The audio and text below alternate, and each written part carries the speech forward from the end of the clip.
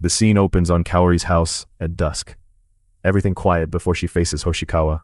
Inside, Kaori freezes mid-scribble at her desk, stuck for what to say on the page. She grips her pen and exhales, stalling as she tries to decide how to start. The chapter opens on Kaori sitting quietly with her letter draft, her face a little tense as she tries to turn her tangled thoughts into something she can actually share.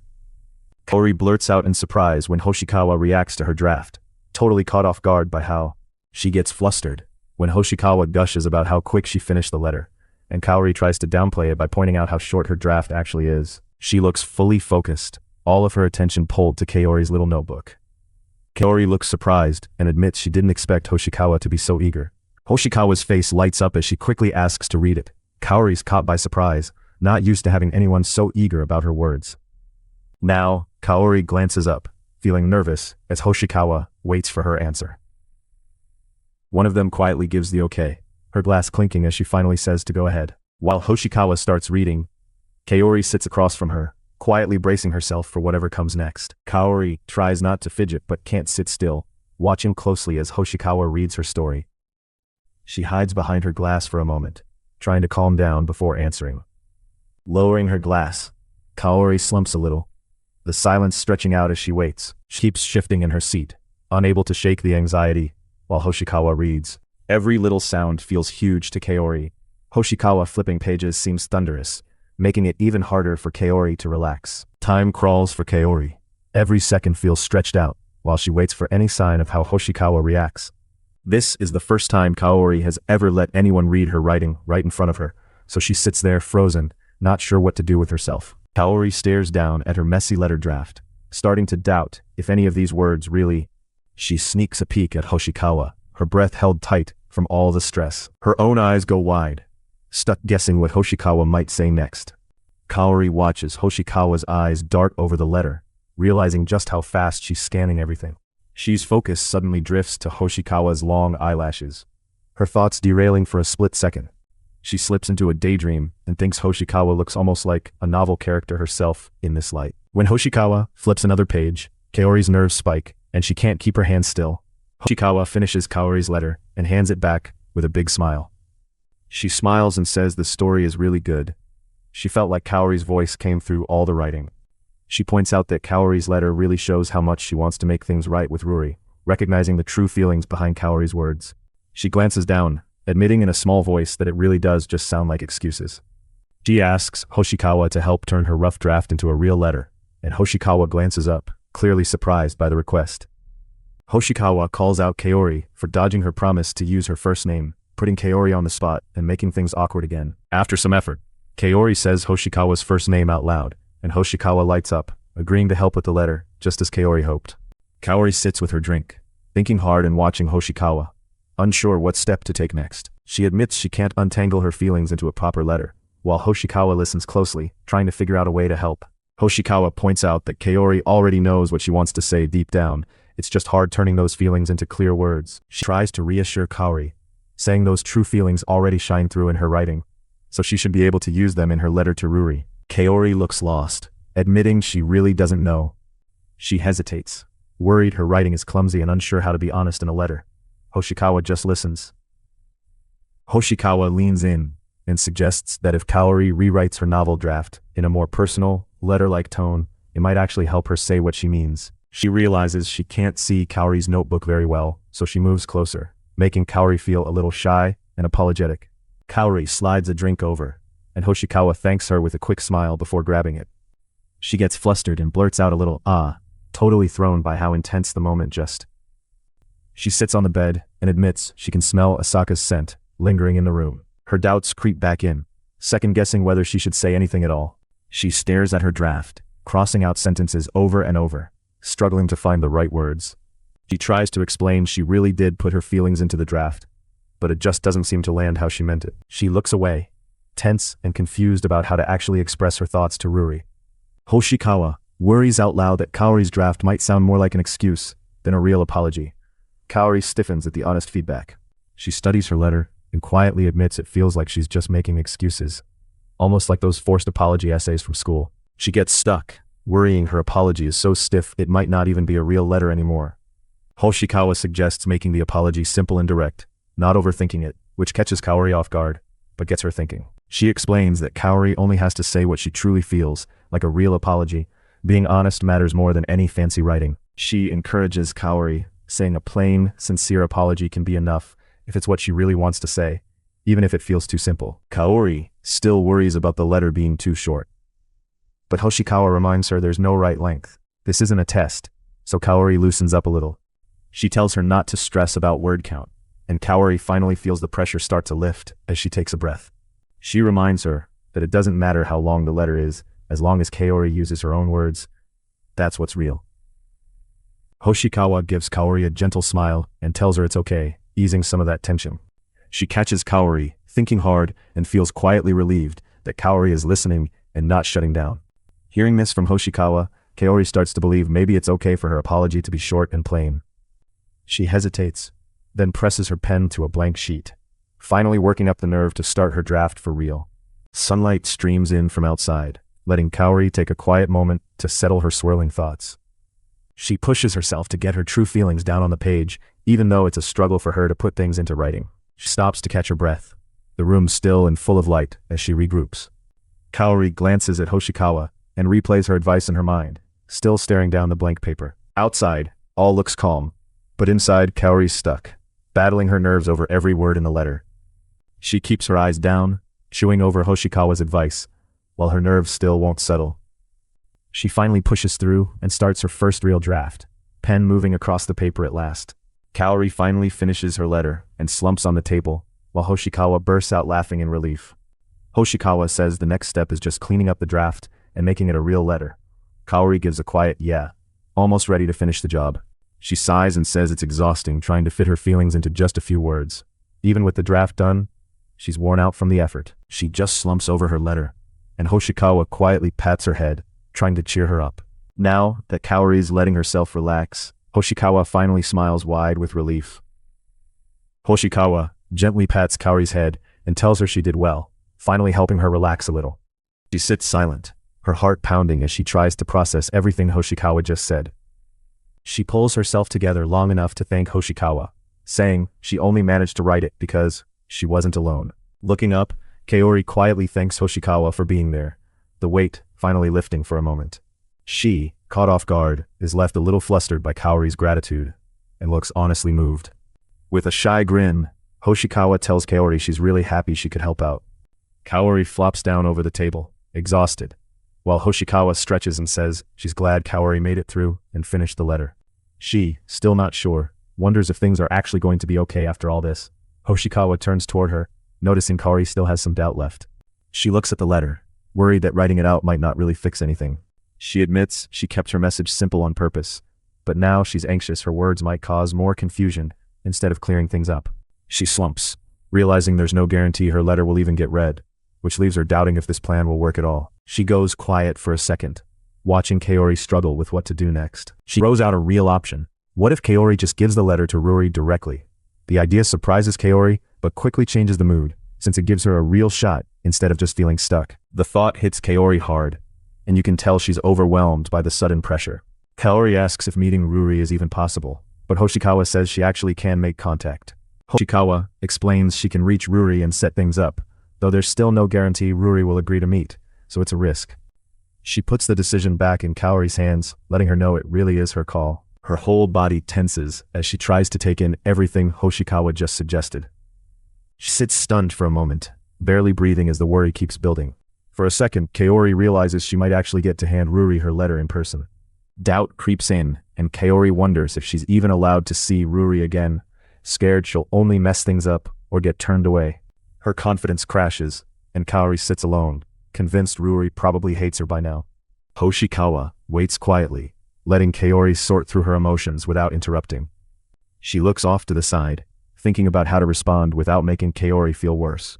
Hoshikawa gently points out that meeting face-to-face would help Yuri understand how Kaori really feels, but reminds her it's just a suggestion.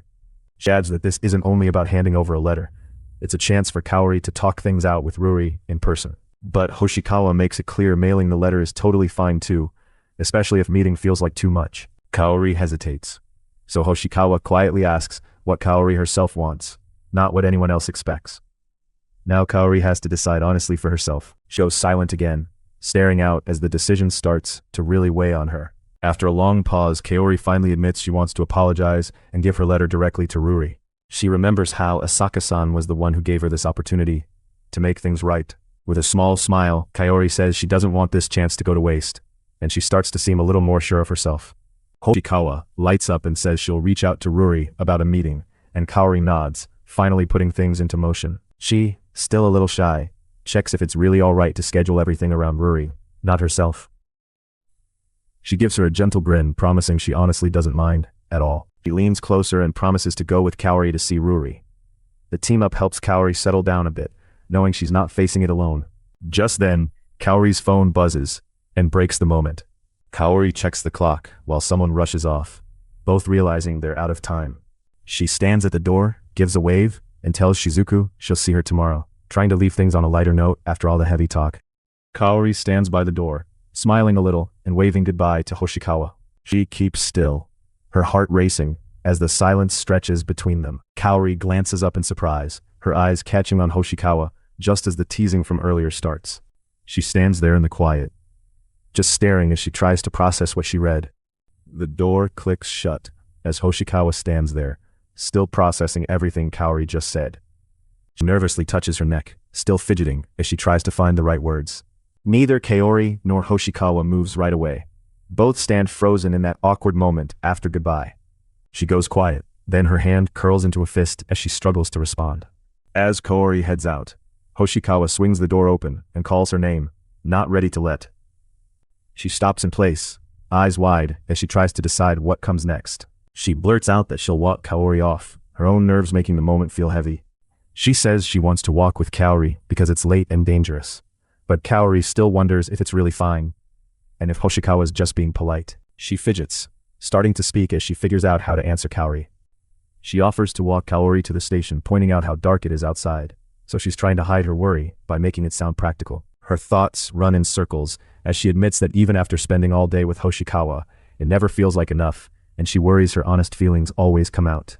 Noticing Kaori still hesitating, Hoshikawa tries to shake off the tension by suggesting brightly that they head out. And Kaori, caught off guard, is relieved by how open Hoshikawa is. Her quiet smile says yes, and she softly agrees to walk together, glad for the company. She jokes that Hoshikawa's sudden assertiveness makes them seem like a couple, which makes Hoshikawa flustered and quick to deny it, and Kaori just laughs to ease the mood. She keeps things light by saying it's all pretend, but deep down she's not sure what all this means for their relationship.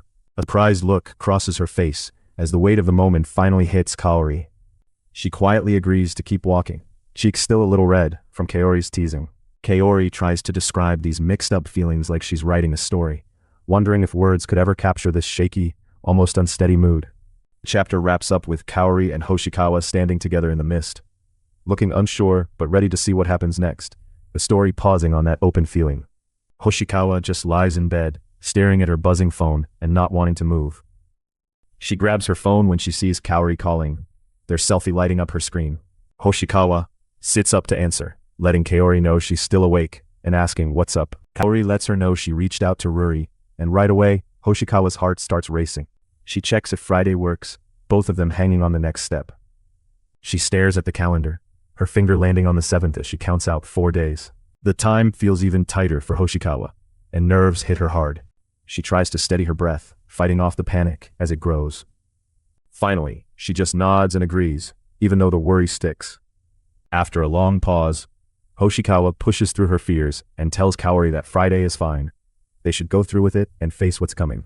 The clock blinks past midnight, reminding Hoshikawa she's got barely any time left before Friday actually hits.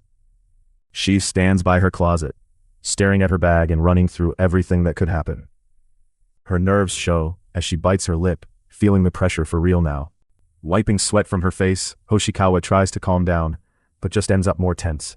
She focuses, trying to force her worries out of her mind. Holding a letter, Hoshikawa admits to herself that she can't really expect forgiveness from the person she's about to meet. She admits to herself that even bringing the letter is selfish, and she starts doubting whether facing Yuri is really for anyone but her. Even though it might not help anything, she puts the letter in her bag anyway. Friday finally arrives and Hoshikawa makes her way through the busy train station crowd. She spots Kaori ahead and calls out, feeling like there's no turning back now. She catches sight of Hoshikawa and quietly says her name, relief and hope mixing in her voice.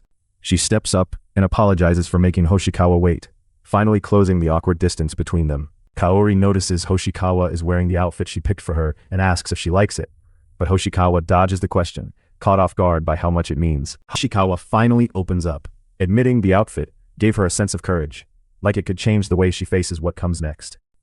She says the clothes from Asaka-san feel like a good luck charm, something to help her get through such a rough day. She blushes, embarrassed by what she just said, as a quiet moment passes between them. Kaori admits she changed into nicer clothes for their meetup. Just wearing her usual stuff from home felt disrespectful. She gives her a gentle smile, clearly moved by how much Hoshikawa cares. She encourages Hoshikawa, saying she really believes the new Shizuku is strong enough to face what's ahead, which helps Hoshikawa push herself to try. She tries to keep it together, but her eyes start to sting as her anxiety takes over. She quietly agrees, trying to steady herself even as the fear builds. A train announcement cuts through their tense moment, reminding both girls they're almost at their stop and shifting their focus back to reality. Hoshikawa sits tense and silent on the train as people around her shuffle their bags. The pressure. Kaori grips Hoshikawa's hand tighter and quietly counts down, 6 more stations left before they have to.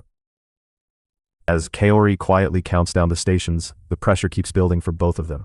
Her breath catches and her face tenses up as the anxiety gets too strong to hide. She starts panicking inside, feeling like she can't catch her breath, and her anxiety is closing in on her. Her chest tightens, heart pounding so hard she can barely think past the fear running through her. She runs through desperate plans in her head. If the other person doesn't show up, she'll just mail the letter. But if they're there, she'll have to face them and apologize. So she grabs the letter even tighter. Every new station makes Hoshikawa's breathing harsher, and the fear keeps rising as their stop gets closer. She starts to worry her friend might not show at all, making her wonder if trying was a mistake. Thinking about rejection, Hoshikawa tells herself she'll deal if Kaori is scared of her. It's fallout from what she did before. She remembers hiding behind her mom's help in the past, but now she knows she can't avoid things or let others fix it for her. The train finally gets to the transfer station, and the announcement snaps Hoshikawa back from her spiral. The train doors open, and a crowd starts to file out, snapping Hoshikawa back to the moment. Kaori notices Hoshikawa looking worn out as the train stops. She quietly checks if Shizuku's okay. She insists she's fine, but she still looks panicked and can barely catch her breath. She looks Hoshikawa straight in the eyes and calls her out, gently saying she knows she's not. She feels her stomach twist and quietly admits she's so anxious she might puke. Seeing how bad Hoshikawa is feeling, Kaori gently says maybe it's time they stop trying for today. She still can't slow her breathing down, shaking and overwhelmed from her anxiety. She clenches her fist, promising herself she isn't going to run away this time. Kaori stays close by, giving Hoshikawa space to tough it out, while staying right there for support. She suggests they pause and rest for a bit since there's still plenty of time, and Hoshikawa agrees. Kaori is at the vending machine, while Hoshikawa sits alone, gripping her knees and trying to calm. She hands over the water, and Hoshikawa quietly thanks her as she takes it. She takes a shaky sip of water, fighting to slow her breathing and steady her nerves. She keeps beating herself up, thinking she's hopeless for wanting to just run away. She admits she really thought she was ready for this, but now she just feels stuck and frustrated that she can't push herself forward. Kaori just quietly holds her, staying nearby, while Hoshikawa tries to pull herself together. She tries to call it for the day and suggests they try again next time, but Hoshikawa pushes back and insists she wants to stay, even when it's tough. Wiping her eyes, Hoshikawa mutters that she'll go. She refuses to give up. She cringes inside, calling herself pathetic for freezing up in front of Kaori and feeling totally exposed. She hates how weak she looks, but can't hide it as her heart keeps pounding. She sits frozen on the bench, heart pounding, realizing Kaori is giving her another chance. Hoshikawa keeps spiraling, blaming herself for only showing Kaori her worst side and repeating calm down in her head, but her chest stays tight. She shifts forward, ready to step in and support Hoshikawa through the rough moment. She leans in and hugs Hoshikawa right there on the bench, finally breaking through her anxious spiral. Kaori calls Hoshikawa by her first name, and Hoshikawa's eyes go wide as it finally sinks in. She calmly reminds Hoshikawa to breathe, letting her know it's alright as she holds her steady. Held tight in Kaori's arms, Hoshikawa tunes in to Kaori's heartbeat and faint smell, which draws her out of her worries and gives her something solid to focus on. Kaori stands quietly and holds Hoshikawa's head, letting her settle down before they go any further. Then, Kaori stands, hugging Hoshikawa even closer in the waiting area, not caring who might see. Kaori checks again if Hoshikawa's really okay. Hoshikawa finally admits out loud that she feels pathetic and keeps relying on Kaori, her voice small. Looking back up, Hoshikawa tries to smile as she finishes drying her tears. As Hoshikawa hesitates, Kaori gently squeezes her hand and tells her she's not pathetic. Kaori recognizes how tough this is for Hoshikawa and tells her it's brave to face everything directly, giving her hand a reassuring squeeze. She looks down, thinking over Kaori's words as she tries to let them sink in. She quietly admits she's not ready to do this alone and asks Kaori for a little more help, pushing herself to say it out loud.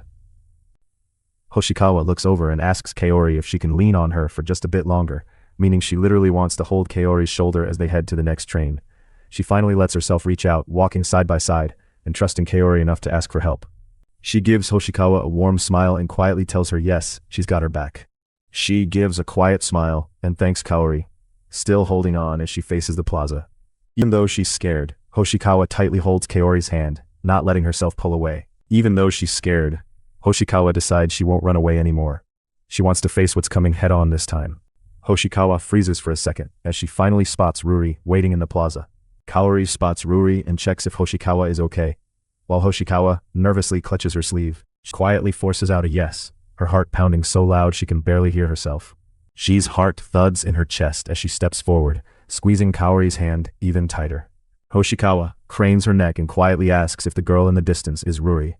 Her heart is pounding so much now, it's hard to concentrate. She keeps walking and spots two people standing up ahead, waiting in the plaza. Yuri is standing there beside another girl, both looking unsure as they watch Kaori and Hoshikawa getting closer. Nobody moves, but everyone's bracing for something to come out. The second Hoshikawa spots Yuri across the plaza, her mind goes blank, her heart's pounding, and that's where the story leaves her hanging. And that's it for now. A quiet moment with two girls at a crossroads, both still waiting to see how things turn out. There's also a note about supporting the author, if you want more. Kaori spots Yuri and another girl across the walkway, bracing herself for a tough meeting. She spots Yuri and realizes the girl with her is Ichihara, the one who hit her before, and it hits her how much older they both seem now. Kaori finally calls out to Yuri and Sari, breaking the heavy silence as everyone braces for what's. She tells them thanks for showing up, even though nobody looks relaxed. Sari admits she's only here because Kaori asked, clearly uncomfortable and not wanting to make eye contact. Sari sits in tense silence, sweating and uncertain, not sure what to say next. She flinches and grabs her shirt tighter, still refusing to meet Hoshikawa's eyes. She grips her hand tight, trying to steady her nerves as her heart pounds, and she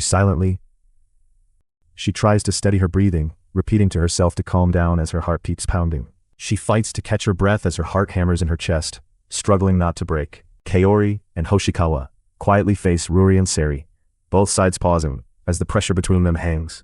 Sari glances up, panic starting to show as she can't break the long tense quiet. Kaori's heartbeat pounds in her ears as she tries to steady her nerves, sweat dripping down her.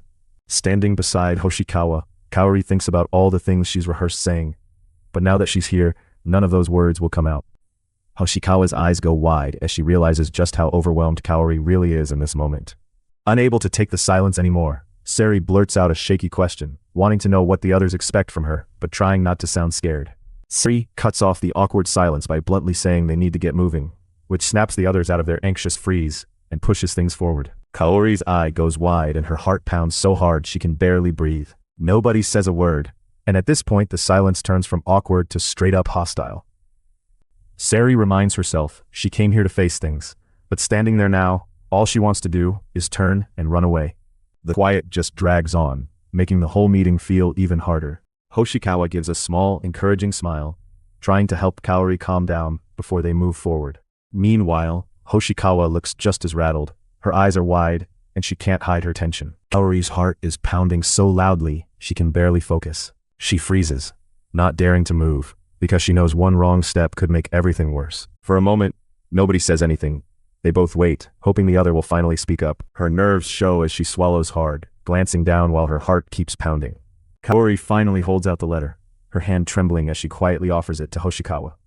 She finally hands over the letter she's been holding, catching Ruri off guard since Ruri had no clue something like that was coming. She stands there, heart pounding, unable to meet Kaori's eyes as she fidgets with a letter. Kaori quietly hands over the letter addressed to Ruri, their fingers brushing as the envelope changes hands. She lets out a shaky breath, relieved that Kaori actually took the letter from her.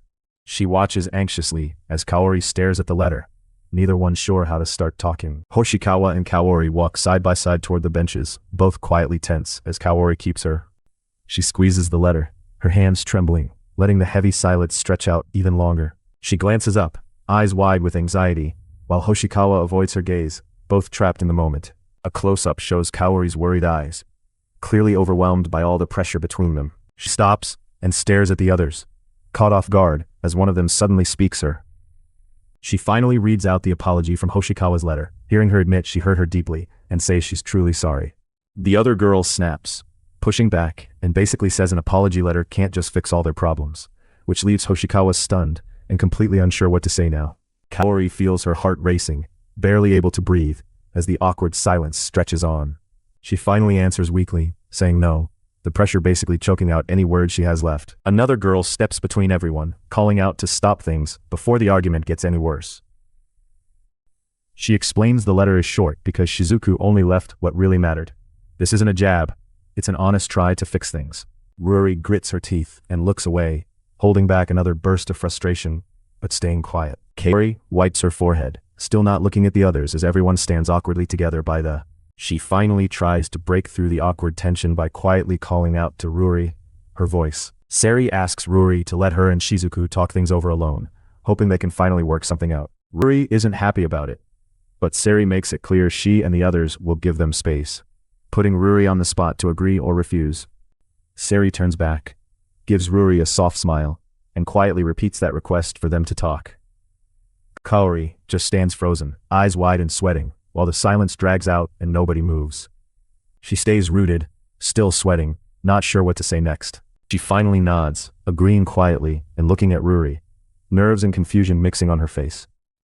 Kaori thanks Ruri for letting her face this alone, and Ruri quickly apologizes for getting involved without asking, doing her best to ease the tension. Hoshikawa reaches out and gently grabs Kaori's hand, finally breaking the stiff silence between them. She smiles and says, "You got this," giving Kaori a little boost when she needs it. Her face is tight with fear and tears as she clutches her shirt, trying not to break. She stands silent, too nervous to speak, and finally gives a shaky nod. The group heads for the benches, walking slow, while everyone feels the weight of unspoken tension. Kaori stays frozen in place, sweating and avoiding Hoshikawa's eyes as things get more awkward. Breaking the tense silence, someone finally says Kaori's name, just to get her attention. Suddenly, one girl asks outright why Kaori is there with Hoshikawa, putting all focus on Kaori and making things even more uncomfortable. The ponytailed girl tries to cover for Kaori, saying they're only there because they go to the same school and it just happened. But the other girl isn't buying it and keeps pressing for the real reason, leaving everyone uneasy. All eyes turn to Kaori as a girl asks her directly what she's doing in a spot like this, making Kaori feel completely on the spot. She stands there, frozen and sweating, not sure how to answer, as everyone waits. One girl points out she thought Kaori couldn't even walk on her own, but Kaori brushes it off and insists she's able to manage today. Even after all that, Kaori manages a small smile, trying to show she's okay. She stiffens up, grabbing her head and focusing on her breathing to hold back the stress. Someone shoots Hoshikawa a look and asks what she really wants out of this, hinting at doubts about her reason for even being there. A girl looks away and says reopening past wounds isn't needed, pointing out that Ruri was hurt, and Kaori should understand why that matters. Kaori's eyes go wide when someone points out that Shizuku hasn't actually changed either, catching her off. Another girl steps in to back up Shizuku, reminding everyone she's been struggling too, and didn't just brush off what happened. Kaori quietly shares that all she wants is for Shizuku and Ruri to reconnect, even if it's just a small step forward. Someone looks Kaori and Hoshikawa straight in the eye, saying this mess is about what those two want, not caring how blunt it sounds. A girl explains that Ruri was unsure how to handle everything at first, making it clear nobody had all the answers. The mood shifts when someone says nobody came today specifically for Hoshikawa or Ruri, showing these meetups aren't only about them. One girl quietly admits to Kaori that, honestly, most of them showed up because of her. She gives another shaky smile, doing her best to pull herself together. Someone points out that if Kaori really thought about how her actions affect people, it would say a lot, and Kaori quietly takes that in. A girl admits she pushed this awkward reunion because she wanted everyone to see that Shizuku really isn't the same as before. Now Kaori looks up and says all she can do is what she's already done. She can't fix it all, but at least she tried, holding on to hope as she sits there. She tries to stay calm, even as sweat gives away how stressed she still feels. Hoshikawa leans forward, struggling to catch her breath, while Kaori quietly sits beside her. She looks away and tells Kaori she's being unfair, finally letting some of her frustration slip out. The group goes quiet again, and everyone just sits in the heavy silence for a moment. The wind rustles through the bushes. Kaori sits there quietly, sweat running down her face as she tries not to show how much. She looks back at her, tense and unsure, not sure how to pick up the conversation. Both girls freeze in complete silence, neither willing to be the first to speak. She finally breaks the heavy silence and tries to speak, but only manages a quiet, She quietly thanks Hoshikawa for coming. Hoshikawa stammers as she tries to say it's fine, but it's clear both of them are too nervous to be open yet. The trees just sway overhead as the silence drags on and nobody knows what to say next. The two of them just sit in silence, staring out at the river, while the words hang. Kaori clenches her skirt tight, trying not to let her frustration or regret show. She keeps her hands racked tight around her knees, trying to steady herself as the silence drags. Kaori finally speaks up, apologizing for what happened 5 years ago, but admits she knows a simple sorry doesn't erase the damage. She gets choked up, regretting waiting so long to apologize, and feeling like her words alone aren't enough to make things right. She realizes she keeps saying the same things she already put in an old apology letter. She starts to feel frustrated, searching for any words that don't sound empty. She just looks shocked, clearly rattled by how hard it is for Hoshikawa to accept her apology. Hoshikawa turns and asks if Kaori just wants her to pretend everything's fine. She's struggling with what forgiveness even means, right now. She tightens her grip on her bag and looks away, uncomfortable with how tense the room feels. Kaori sits frozen as her heart races, realizing her apology hasn't changed anything.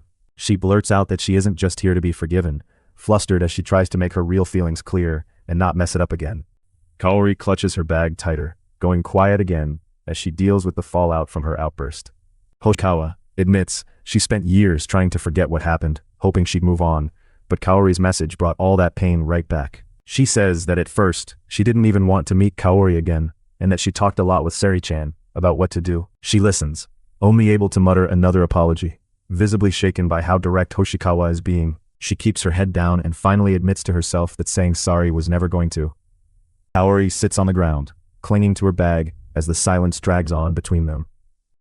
She hugs her knees, thinking she knew deep down she couldn't just be forgiven, but part of her had still wanted it anyway. Kaori stares down, realizing she was just hoping for forgiveness that was never really possible. She tells Hoshikawa she isn't asking her to fix anything. And even though Hoshikawa apologizes again, both just retreat back into silence. She looks up and finally admits she just wanted Hoshikawa to know how she actually feels. She's not asking to patch things up right away. She just needs to be honest, and hopes at least some of her feelings get through. She hugs her bag, looks down, and quietly says that's all she has to say.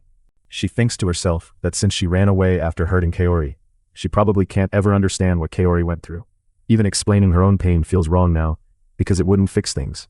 That memory still keeps her up at night. Shizuku stands in front of Kaori, quietly admitting that she was the one who hurt her, and that Yuri was the real victim in all of this. Hoshikawa grips her skirt tight, struggling to hold back everything she's feeling right now. Head low, Hoshikawa quietly asks if there's any way she can make things up to Kaori. She keeps apologizing, hoping to at least do something right this time. Shizuku looks down and quietly refuses, her voice barely above a whisper. At last, Kaori admits she really didn't like being around Hoshikawa and just wants her to back off now. That hits hard, after everything that's been said. The message is pretty clear to Hoshikawa. Kaori wants nothing to do with her anymore. That realization stings, and there's nothing left for Hoshikawa but to sit with it. As Shizuku's thoughts spiral, she starts doubting everything about today, wondering if reaching out just made things worse for Kaori instead of helping her heal. Shizuku hesitates for a moment, but finally calls out to Kaori, still clutching her bag tight. Head bowed, Hoshikawa apologizes for taking up Kaori's time, feeling guilty for dragging her into this talk. She wants to own up for everything, even if she can't fix what happened. Still, Hoshikawa tries to hold on to something good. She points out that what happened wasn't a waste. Kaori gave her a chance to talk, she found her voice, and even Yuri showed up, so she can't believe it was all pointless. Tears run down Hoshikawa's face as she thanks Kaori straight out for sitting with her and listening. That honest thank you seems to surprise Kaori, making the mood shift for the first time. Kaori quietly offers to call the others back, letting Hoshikawa know she's ready to move on and wrap up their talk. She just sits there, wide-eyed, taking in everything that was just said between them. As the sky stretches overhead, someone wonders out loud if Kaori's always acted this way. Yuri suddenly darts forward, catching Kaori by surprise as the other girl follows quickly after. Kaori turns when a voice quietly calls out to Shizuku from behind. She gives a tiny smile, and finally admits to herself she really was that closed off before. As they stop on the sidewalk, Yuri gently checks if Kaori managed to get her true feelings across. Kaori stands there still catching her breath from everything that just happened. Kaori gives a small, gentle smile, and just says, "I see," as she takes in everything Shizuku. The other girl thanks both Kaori and Hoshikawa for coming, finally signaling that this whole awkward meetup is wrapping up. Yuri apologizes for springing a favor on her friend, but the other girl quickly says she doesn't mind helping out if it's for Yuri. She stands quietly between Kaori and Hoshikawa, noticing a faint smile finally forming on Hoshikawa's face. As she stands there, Hoshikawa wonders if Kaori and Yuri are actually friends after everything. Hoshikawa figures if Kaori is friends with Yuri, she probably has even more reason to resent Hoshikawa, since the two of them went to the same elementary school. She glances over, still confused about what Kaori truly meant earlier. One of the girls waves a quiet goodbye as the others start leaving the riverbank together. Kaori calls out for Yuri to leave with her, and Yuri just quietly agrees and follows along. She and Yuri just walk side by side down the empty street, leaving everything unsaid hanging between. She lets out a soft, surprised sound as she watches Yuri and Kaori walk off. She calls out to Ichinose and Ichihara, stopping them before they get too far away. She bows her head, holding back her nerves, and finally thanks them for coming, even if the words feel awkward after such a heavy day. It's her way of saying she's ready to move on, even if things aren't perfect. Hoshikawa stays bowed in front of Kaori, showing just how much this thank you means to her. Kaori and Yuri quietly walk off together down the path, leaving the day's tension behind them. She stands there in silence, just watching them leave, still trying to process what just happened. Looking back, Hoshikawa admits that facing Kaori was rough, but now that she finally understands how Kaori feels, she decides that's all she needed. She turns back toward Kaori, quietly thanking her for what she did today, letting a genuine bit of gratitude slip through. Hoshikawa bows low in front of Kaori, her whole body tense and trembling, finally letting go of the thanks and emotion she's been holding in all this time. Suddenly, Kaori collapses to the ground, gasping for air. Hoshikawa bolts over, panicked, calling out to her and trying to help. The chapter closes on a quiet image, one girl standing alone at a crossroads, hinting things are still uncertain. A small note pops up about the author's other work online, so anyone can keep up with Kaori and Hoshikawa if they want to see what happens next. Kaori glances over her shoulder, suddenly tense, like she senses something is off. She pauses and quietly asks Sari what's wrong, noticing the change in her friend's mood. She, sounding nervous, checks if anyone else just heard someone call her name, starting to wonder if she imagined it or if something weird is actually happening. She looks stunned, thrown by Kaori's question, and the sudden uneasy feeling between them. Kaori suggests they head back, and Sari quietly agrees, both still unsettled by that strange moment. Hoshikawa panics as Kaori suddenly collapses right in front of her, stuck on what to do next. While Kaori lies there unresponsive, Hoshikawa hurries to her side and calls out her name, worried she might not wake up. Hoshikawa freezes up as she notices Kaori sweating and clearly hurting. She shouts for Kaori, her voice shaky as panic rises when there's still no answer. Hoshikawa bolts ahead yelling for help, with Sari running right behind her, both caught in messy confusion. She calls to Yuri for help, urging her to get an ambulance because Kaori has just collapsed, and now everyone jumps into emergency mode. She tries frantically to wake Kaori while Yuri fumbles through the call for an ambulance, struggling to get the right words out fast enough. Hoshikawa leans over Kaori, desperate for any sign she'll wake up, her voice shaky with worry. She, still on the phone, tells the dispatcher that Kaori is clearly hurting and needs urgent help, her tone full of worry. Sari stands to the side, totally shaken, after seeing her friend collapse so suddenly.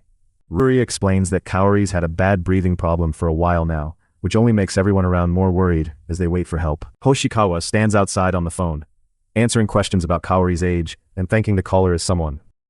She barely stirs, confused by everyone's voices and unsure what's really happening to her. An ambulance sits parked by the water, and the driver waits quietly for the next call. She hesitates to get in the ambulance with Kaori, but Yuri insists she should go since she knows Kaori best.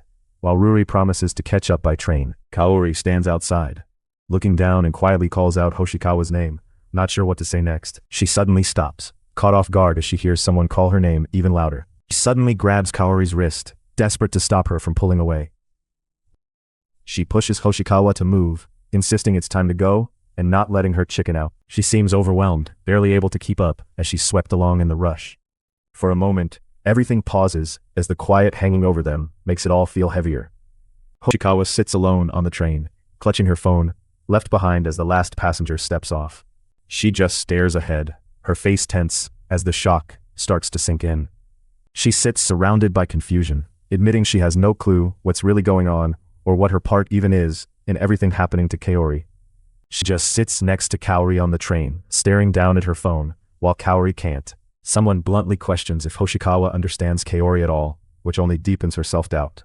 Her heart pounds as she finally realizes how scared she is about what's happening to Kaori. She can only stare back, totally caught off guard and struggling for words.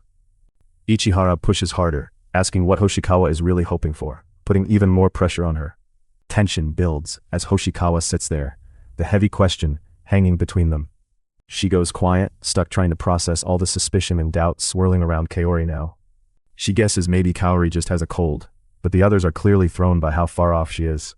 Seri quietly shares that Kaori has always been really sick and spent time in the hospital, which completely stuns Hoshikawa. She never knew Kaori's health was that serious. Now Hoshikawa is lost, questioning whether she's missed something important.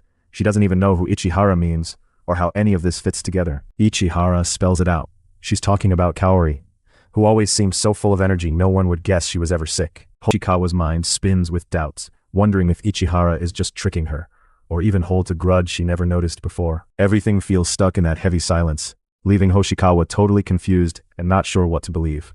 She remembers the moment Kaori collapsed in front of them, looking like she was actually in pain, which doesn't match what she thought before.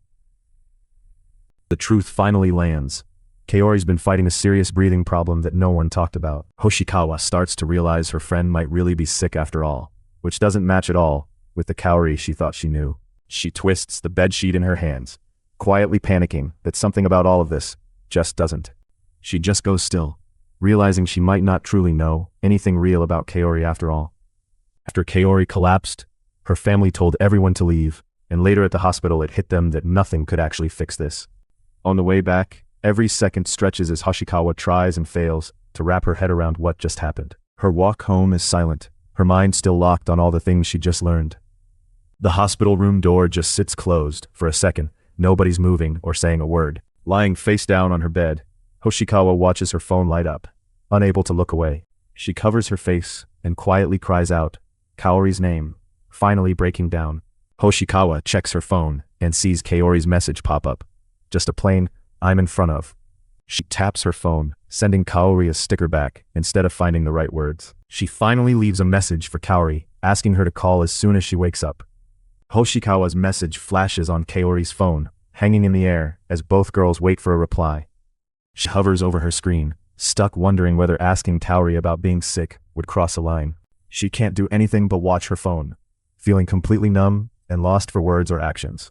Ever since Kaori collapsed, Hoshikawa keeps checking for any update but nothing comes. That silence just grows heavier the longer it drags on, making her feel helpless. Worried it's something serious, Hoshikawa starts searching symptoms online, thinking Kaori's collapse could mean a hidden illness she never noticed before. As she scrolls, it really hits Hoshikawa how little she actually knows about Kaori and what could have caused all this. She sits frozen, totally stuck in her own anxiety, unable to pull herself back from worry. Hoshikawa stares at Kaori and can't help wondering if the cheerful side she's seeing is real, or, even with all of Kaori's friendliness, Hoshikawa always felt there was something she could never quite figure out about her. Now the idea creeps in that Kaori might never wake up, leaving Hoshikawa stuck with all these questions and regrets. Hoshikawa stings with regret, wishing she hadn't waited for Kaori to open up and now worrying she missed her chance forever. She's mind spirals as she imagines Kaori drifting further away, wondering what would happen if things really... The narration cuts in to say she passes away, with the panel just showing flowers, and an... Hoshikawa curls up, trying to convince herself she's just overthinking everything about Kaori. As the question hangs in the air, why does it hurt like this? We just see the flower, everything. She stares down at her phone, repeating to herself that Kaori will be fine, like saying it aloud to convince herself. She hugs herself tight, whispering that Kaori will wake up. But her voice breaks when she says Kaori's name out loud. Morning finally breaks, and the whole house is quiet after the long tense night. Exhausted, Hoshikawa has fallen asleep, still holding her phone, barely shifting under her blanket. A sudden notification buzz jolts her awake, snapping her right out of sleep and into panic. Her heart races as she quickly sits up, realizing something just popped up on her phone. She looks and sees it, 2 new messages from Kaori breaking the long silence and finally giving her a spark of hope again. She just freezes, her eyes wide, as she tries to make sense of what Kaori really means. She finally lets out a shaky breath, gripping her phone tight as the pressure of the moment. Sitting up straighter, Hoshikawa holds her phone close and starts reading the new messages, overwhelmed with relief. Hoshikawa reads Kaori's messages on her phone, realizing Kaori wants to talk face-to-face from the hospital. She's eyes go wide as her heart thuds. Something Kaori just said clearly catches her off guard. She stares down at her phone, hesitating as she taps out her next message. It's clear she's overthinking. She freezes for a moment, gripping her phone tight, trying to pull herself together. She can't stop thinking about what Kaori was feeling last time they met.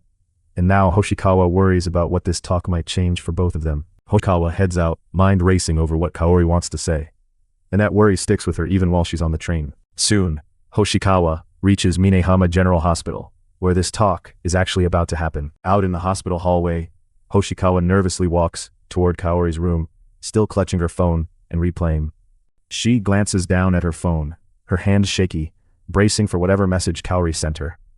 She stops just outside Kaori's hospital room, realizing this is it. Whatever's coming is right past that door.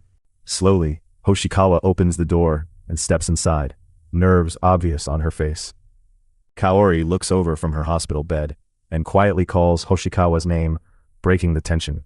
She puts on a gentle smile and invites Hoshikawa into the room, acting like everything's normal. Her heart pounds even louder hearing Kaori's calm welcome, making it harder for her to relax. She just laughs it off and apologizes for collapsing, trying to act like it's no big deal. She spots the chair and tells Hoshikawa to sit, trying to make things less awkward. Hoshikawa blurts out, wanting to know if Kaori is actually okay. So Kaori reassures her that she's fine, though she'll need to stay in the hospital for a bit. Kaori tries to make it sound like no big deal, saying her doctor is just being careful, but Hoshikawa doesn't seem convinced and stays worried. She freezes mid-sentence, her thoughts stuck as she tries to figure out what Kaori is really hiding. She puts on her usual bright face and tries to act like everything's normal again. Suddenly, Kaori sits up straight, startling Hoshikawa and snapping her out of her worries. Kaori jokes, asking if Hoshikawa was worried, and Hoshikawa admits she really was, since Kaori's sudden collapse scared her so much. Still uneasy, Hoshikawa brings up that she heard from Ichihara about Kaori being sick, but she tries to hold on to the idea that it can't be too serious. Kaori just sits quietly, watching Hoshikawa, and the room fills with heavy tension. She drops her gaze, unable to look at Kaori, while nervous silence stretches between them. A new worry hits Hoshikawa as she realizes the seriousness of the moment, her heart pounding faster. She starts to wonder why Kaori isn't saying anything back, caught in that thick silence. She stares at Kaori in shock, her heart pounding so loud she can barely think. Neither girl says a word, the heavy tension holding them both completely still. Hoshikawa keeps looking at the IV drip, while the silence just gets heavier in the room. She finally whispers Kaori's name, quietly hoping for any kind of response. Hoshikawa stands behind the hospital curtain, as the silence between her and Kaori stretches on. Neither girl speaks, and the stillness in the hospital room just keeps building. She grips her blanket tightly and keeps her head turned, waiting for something to break the quiet. She clutches the blanket up over her face, completely shutting Hoshikawa out. The rain falls hard outside the hospital window, making the silence between them feel even heavier. Kaori finally admits she always figured Hoshikawa would find out about her illness sooner or later, but facing it now is harder than she expected. Her eyes well up, and a single tear slides down. Confused by Hoshikawa growing quiet, Kaori looks up and asks what's wrong, searching for answers. She tries to make sense of the moment, thinking back to something Seri-chan once said, as other people's words add to the discomfort. Hoshikawa just sits there in shock, not able to respond as Kaori's words hit her. Rain just pounds the window even harder, swallowing up whatever words they can't say. She is just piecing it all together now, barely able to process what Kaori's breakup actually means. She finally spells it out. Kaori openly tells Hoshikawa she's sick, cutting through everything left unspoken. An IV drip hangs beside Kaori's bed, making it clear her condition is serious right now. She stares at the IV in shock, still trying to believe what she just heard from Kaori. She stammers, totally thrown, not able to process everything Kaori just said. Hoshikawa's mind reels as she tries to deny what she just heard, barely clinging to hope that she grabs onto any hope she can, asking once more if Kaori is really going to be okay, needing something reassuring from her. She sits in exhausted silence, unable to give Hoshikawa the answer she wants. She just freezes, totally lost after hearing the truth and not knowing what to say anymore. She pulls the covers up over her face, shutting out Hoshikawa and those painful questions. After a long moment, Kaori calls Hoshikawa's name, her IV still hanging quietly beside her bed. She sits upright, the IV in view, looking across the room as she prepares to say something that will change everything. She looks straight at Hoshikawa and says they should break up. The words hit hard in the silent hospital room and shift their whole relationship in one moment. She just stares in disbelief, barely able to process what Kaori just said. The chapter ends on a quiet shot of Kaori's empty hospital bed and a lonely intersection, showing just how alone this choice has left them both. Right in the hospital room, Kaori tells Hoshikawa flat out that she wants to break up, that their so-called love is over. She doesn't ease into it, just calls it done and pushes for an actual breakup on the spot. She sits there shocked, her brain trying to catch up to what Kaori just said. She glances back, stunned herself, not believing things went this far. They both go quiet, stuck in this heavy, awkward silence where no one wants to move first. Kaori stares down at her hands and admits she can't visit every day anymore, then tries to justify the breakup by saying she feels guilty making Hoshikawa come all this. She adds that it wouldn't feel right if all their dates only happened in the hospital, showing how trapped she feels by the whole situation. Kaori puts on a bright face and suddenly announces she's freeing Hoshikawa, trying to end things like. She keeps a bright face, even though it's clear she's struggling inside. She stays frozen, completely lost for words and not sure how to react. She barely moves in her chair next to the bed, letting the whole thing sink in. Kaori quietly grips the bed rail, holding back everything she wants to say. Hoshikawa can only stare blankly ahead, wide-eyed, as reality starts to settle in. She quietly apologizes and admits she couldn't let go of the item she promised to return, so she's been holding on to it all this time. She sits beside Hoshikawa's hospital bed, formally returning the novel and stating it out loud. The awkward return makes the moment even harder. They both know this isn't just about a book. Hoshikawa looks up in surprise, unsure if this means their relationship really is ending for good. Kaori quietly sets the book in Hoshikawa's lap, making the breakup feel even more official. Hoshikawa's eyes go wide, jolted by Kaori's touch, as her guard suddenly drops. She finally breaks the silence, saying their relationship was short. Her voice is small, almost like she's wishing she could take it all back. She forces out a thank you to Kaori and tries to smile, hiding the fact that this is breaking her inside. Hoshikawa can't move, sweat beading on her skin as the reality of losing Kaori really sets in. Kaori puts on a weak smile and hugs the book to her chest. She looks at Kaori, barely able to get out a confused sound, not accepting what just happened. Her thoughts are all jumbled, unable to figure out why any of this is happening. She remembers thinking they'd had at least the rest of summer break together. So now she scrambles for any reason that might explain Kaori wanting to end things. Guilt bubbles up as Hoshikawa wonders if she said something wrong or accidentally hurt Kaori again. She questions if this is really because of Kaori's illness, or if maybe talking about it just made things worse. A painful thought crosses her mind. Maybe Kaori just got tired of her, or even started to hate her after yesterday. Staring at the floor, Hoshikawa admits she's totally clueless about what made Kaori pull away. She sits up straight and meets Hoshikawa's eyes, gripping the book tightly. She looks determined. Her decision is set, even though it clearly hurts both of them. She sets the book down on Hoshikawa's lap, breaking the flow of their conversation. The two of them just sit there in silence, tension heavy as neither makes a move. Kaori sits up straight, looks directly at Hoshikawa, and outright refuses to let things end like this. She's not backing down. Her face tenses, her voice shakes as she fights back tears. Her eyes go wide for a moment. She clearly struggles to say what she's feeling. Snapping, Hoshikawa presses Kaori for answers, demanding to know why Kaori suddenly wants to cut things off, and what she's really thinking. Still upset, Hoshikawa begs Kaori not to just end everything on her own, pleading for her to stop carrying the burden alone. Kaori looks down, sounding unsteady, and asks if Hoshikawa really means what she's just implied. She tries to explain, frustrated that she's supposed to just step aside, without ever understanding what's actually happening. She stares at the floor, looking lost. She has no idea why Kaori keeps pulling away. Kaori clenches her eyes shut, holding back everything she can't bring herself to say out loud. She tries to brush things off with a smile, telling Hoshikawa not to waste her whole summer visiting and hinting she should move on without her. Hoshikawa snaps and shouts back, refusing to let Kaori push her away with an easy answer. This shocks Kaori into silence for a moment as she quietly asks why Hoshikawa is reacting this way. She finally breaks the silence, asking Kaori to just tell her what's actually on her mind. She says nothing, stunned by how hard Hoshikawa is pushing for the truth. Hoshikawa presses even more, almost accusing Kaori of suddenly giving up after always trying so hard before to keep them together. She confesses she wants to really know Kaori, but every time Kaori holds back, Hoshikawa feels locked out and left wondering what's really inside. Barely above a whisper, Hoshikawa begs Kaori not to shut her out again. Tears well up as Hoshikawa pleads for Kaori to stop making decisions on her own.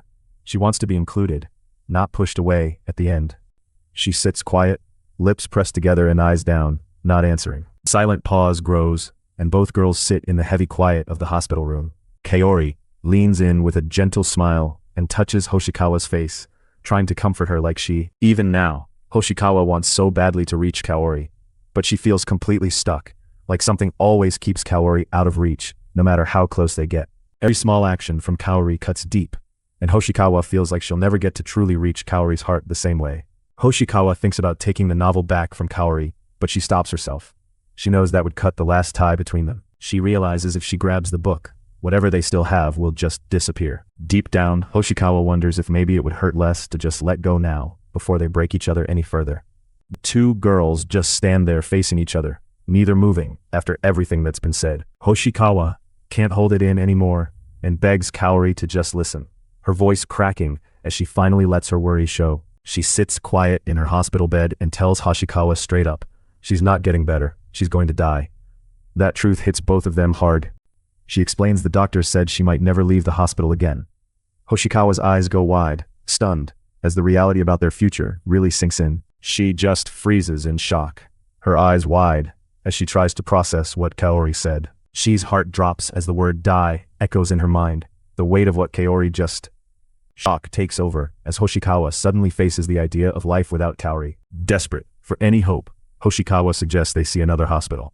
She clings to the idea that maybe someone else can help. She explains she already tried multiple hospitals before ending up here. She's out of options. If there was a fix, she would have found it. Still trying to hang on, Hoshikawa wonders if doctors here could have missed something, hoping rumors about mistakes could mean another chance. She gently shoots that down, saying the doctor here is well known, and she's had several diagnoses. There's really no more hope to chase. Hoshikawa tries one more time, saying medical advances might mean something will change, but Kaori just smiles and says lasting this long was already lucky. She falls silent, realizing she can't change any of this. Fear and helplessness sink in deeper. Kaori looks away, her voice barely above a whisper as she struggles to keep talking to Hoshikawa. Looking straight at Hoshikawa, Kaori says there won't be any miracles for her this time. The air grows heavier between them. Kaori admits she's tried every treatment she could. She hit her breaking point way before Hoshikawa ever showed up, and now there's nothing left to try. She finally tells Hoshikawa that she doesn't have much time left, and thinks they should break up before she's completely gone. Kaori tries to end things gently, saying they should stop before either of them gets even more hurt. Then she asks if Hoshikawa can accept that. Hoshikawa sits beside Kaori's hospital bed, both of them quiet and on edge, after everything that's been. She's voice breaks, as she begs Kaori if there isn't some way they can make it through. Everything crashes down on Hoshikawa, as she realizes how much pain Kaori's been hiding, and wonders what she missed. A heavy silence fills the room, and their connection feels like it's starting to slip away. She squeezes her fist, blaming herself for not seeing how bad things were until now. Kaori wonders if Hoshikawa was carrying all that pain, without her even realizing it. She turns away and curls up, hiding her face as she starts to cry. Suddenly, Hoshikawa worries this might not be the first time Kaori's been in pain around her. She feels the guilt build up fast. She can't stop thinking she should have noticed sooner. Maybe then Kaori wouldn't have had to spell out just how close she was to giving up. Hoshikawa finally says Kaori's name, her voice shaky and small as the guilt gets overwhelming. She senses Kaori is already pulling away, bracing herself to leave, even before saying goodbye. Hoshikawa freezes, realizing Kaori might really be turning her away this time. She can't treat this like a story ending, because Kaori's pain is right in front of her and impossible to ignore. She stands unsure, feeling like walking away would make everything worse. Hoshikawa's voice cracks as she blurts out that no matter what reasons Kaori gives, she isn't just going to let her go. Crying openly now, Hoshikawa clings to the side of the bed, saying she can't give up on Kaori and has to show how much she cares. Through sobs, Hoshikawa says she wants to stay with Kaori and can't handle the idea of saying goodbye. Still wiping away tears, Hoshikawa barely manages to ask why Kaori keeps shutting her out. Raising her voice, Hoshikawa pleads for Kaori to understand that she feels useless and scared that nothing she does helps. She breaks down and admits she can't do any of the things Kaori would want, like visiting her, gardening, or even just spending time together. She admits she feels like she can't do anything for Kaori now, clutching her hand because the guilt is too much. She breaks down, sobbing as she admits she feels empty and helpless. She's convinced there's nothing left she can give to Kaori, and the strain of that guilt just pours out as she cries, totally undone in her checkered pajamas. She stands frozen, tears slipping down her face as she struggles to even breathe. Trying to make it easier on Kaori, Hoshikawa says that even daily hospital visits would just make her feel like a burden. Hiding her face, Hoshikawa says Kaori might be better off without her, and Kaori sits there shocked by how lost she sounds. Hoshikawa chokes out Kaori's name, barely able to say anything as everything seems to slip away. Kaori remembers Hoshikawa coming to see her every day, realizing now how much Hoshikawa was weighed down by feeling like a burden all along. She starts to get why those invites and gifts mattered. They weren't just for fun, they were Hoshikawa's way to hold their connection together. Still overwhelmed, Hoshikawa realizes she's never really understood what Kaori's been hiding. She used to think Kaori was just carefree, showing up whenever, but now she wonders what Kaori was actually feeling underneath. Looking back, Hoshikawa finally sees that Kaori was clinging to her visits, not out of habit, but because she was scared and needed them. Those moments weren't random at all. She bows her head, quiet tears falling as she tries to process everything. She grips Kaori's hand tighter, searching for the right words, but nothing comes out. Kaori finally speaks up, saying she doesn't want to be with Hoshikawa for a reward. She just wants to be with her. She admits she loves being together and wants to help Hoshikawa as much as she can, her voice shaking as she finally lets the truth out. Kaori's words break through, leaving Hoshikawa even more emotional as fresh tears form. She begs Hoshikawa not to decide everything for her, saying she wants her own say in who she cares about. Crying harder, Kaori grabs Hoshikawa's hand and says all she wants is to be by her side, no matter what their situation looks like. Holding on tightly, Kaori says being together is enough for her. She just wants that one simple thing. Hoshikawa faces her, both girls on the edge of tears, wondering if that's really so hard. Kaori's tears keep falling as she tries to steady herself, tense from crying. She's eyes fill with fresh tears. Kaori's face scrunches up as she clings tighter, finally letting herself cry for real. She looks straight at Hoshikawa and quietly tells her no, they can't do it. Kaori's voice cracks as she tries to deny it. Hoshikawa confesses she faked her feelings to keep Kaori going, but deep down she always meant to disappear so Kaori wouldn't be stuck with heartbreak. She mumbles an apology, feeling like she messed up and failed to protect Kaori from getting hurt. Now, sobbing, Hoshikawa apologizes again, admitting she felt guilty staying by Kaori's side when she knew she could only bring her pain. She looks down, tears streaming as she tries to steady her breathing after breaking down. She's mind races. She wants to help Hoshikawa, but has no idea how to close the distance or what to say next. Kaori quietly begs, please, and Hoshikawa starts to answer her, both finally trying to reach each other. She, shaking all over, finally blurts out she needs something that only Hoshikawa can give. It's not about memories, but about a new hope she wants to build with her. She grabs Hoshikawa's hand and won't let go, clutching as tight as she can because being close like this is the only thing that feels honest. That shocks Hoshikawa, leaving her frozen and confused by Kaori's stubborn grip. Hoshikawa tries to say there's nothing more left to give, but Kaori pushes back, insisting there is still something between them worth holding on to. Kaori looks up, startled and confused, as she tries to process what Hoshikawa just said.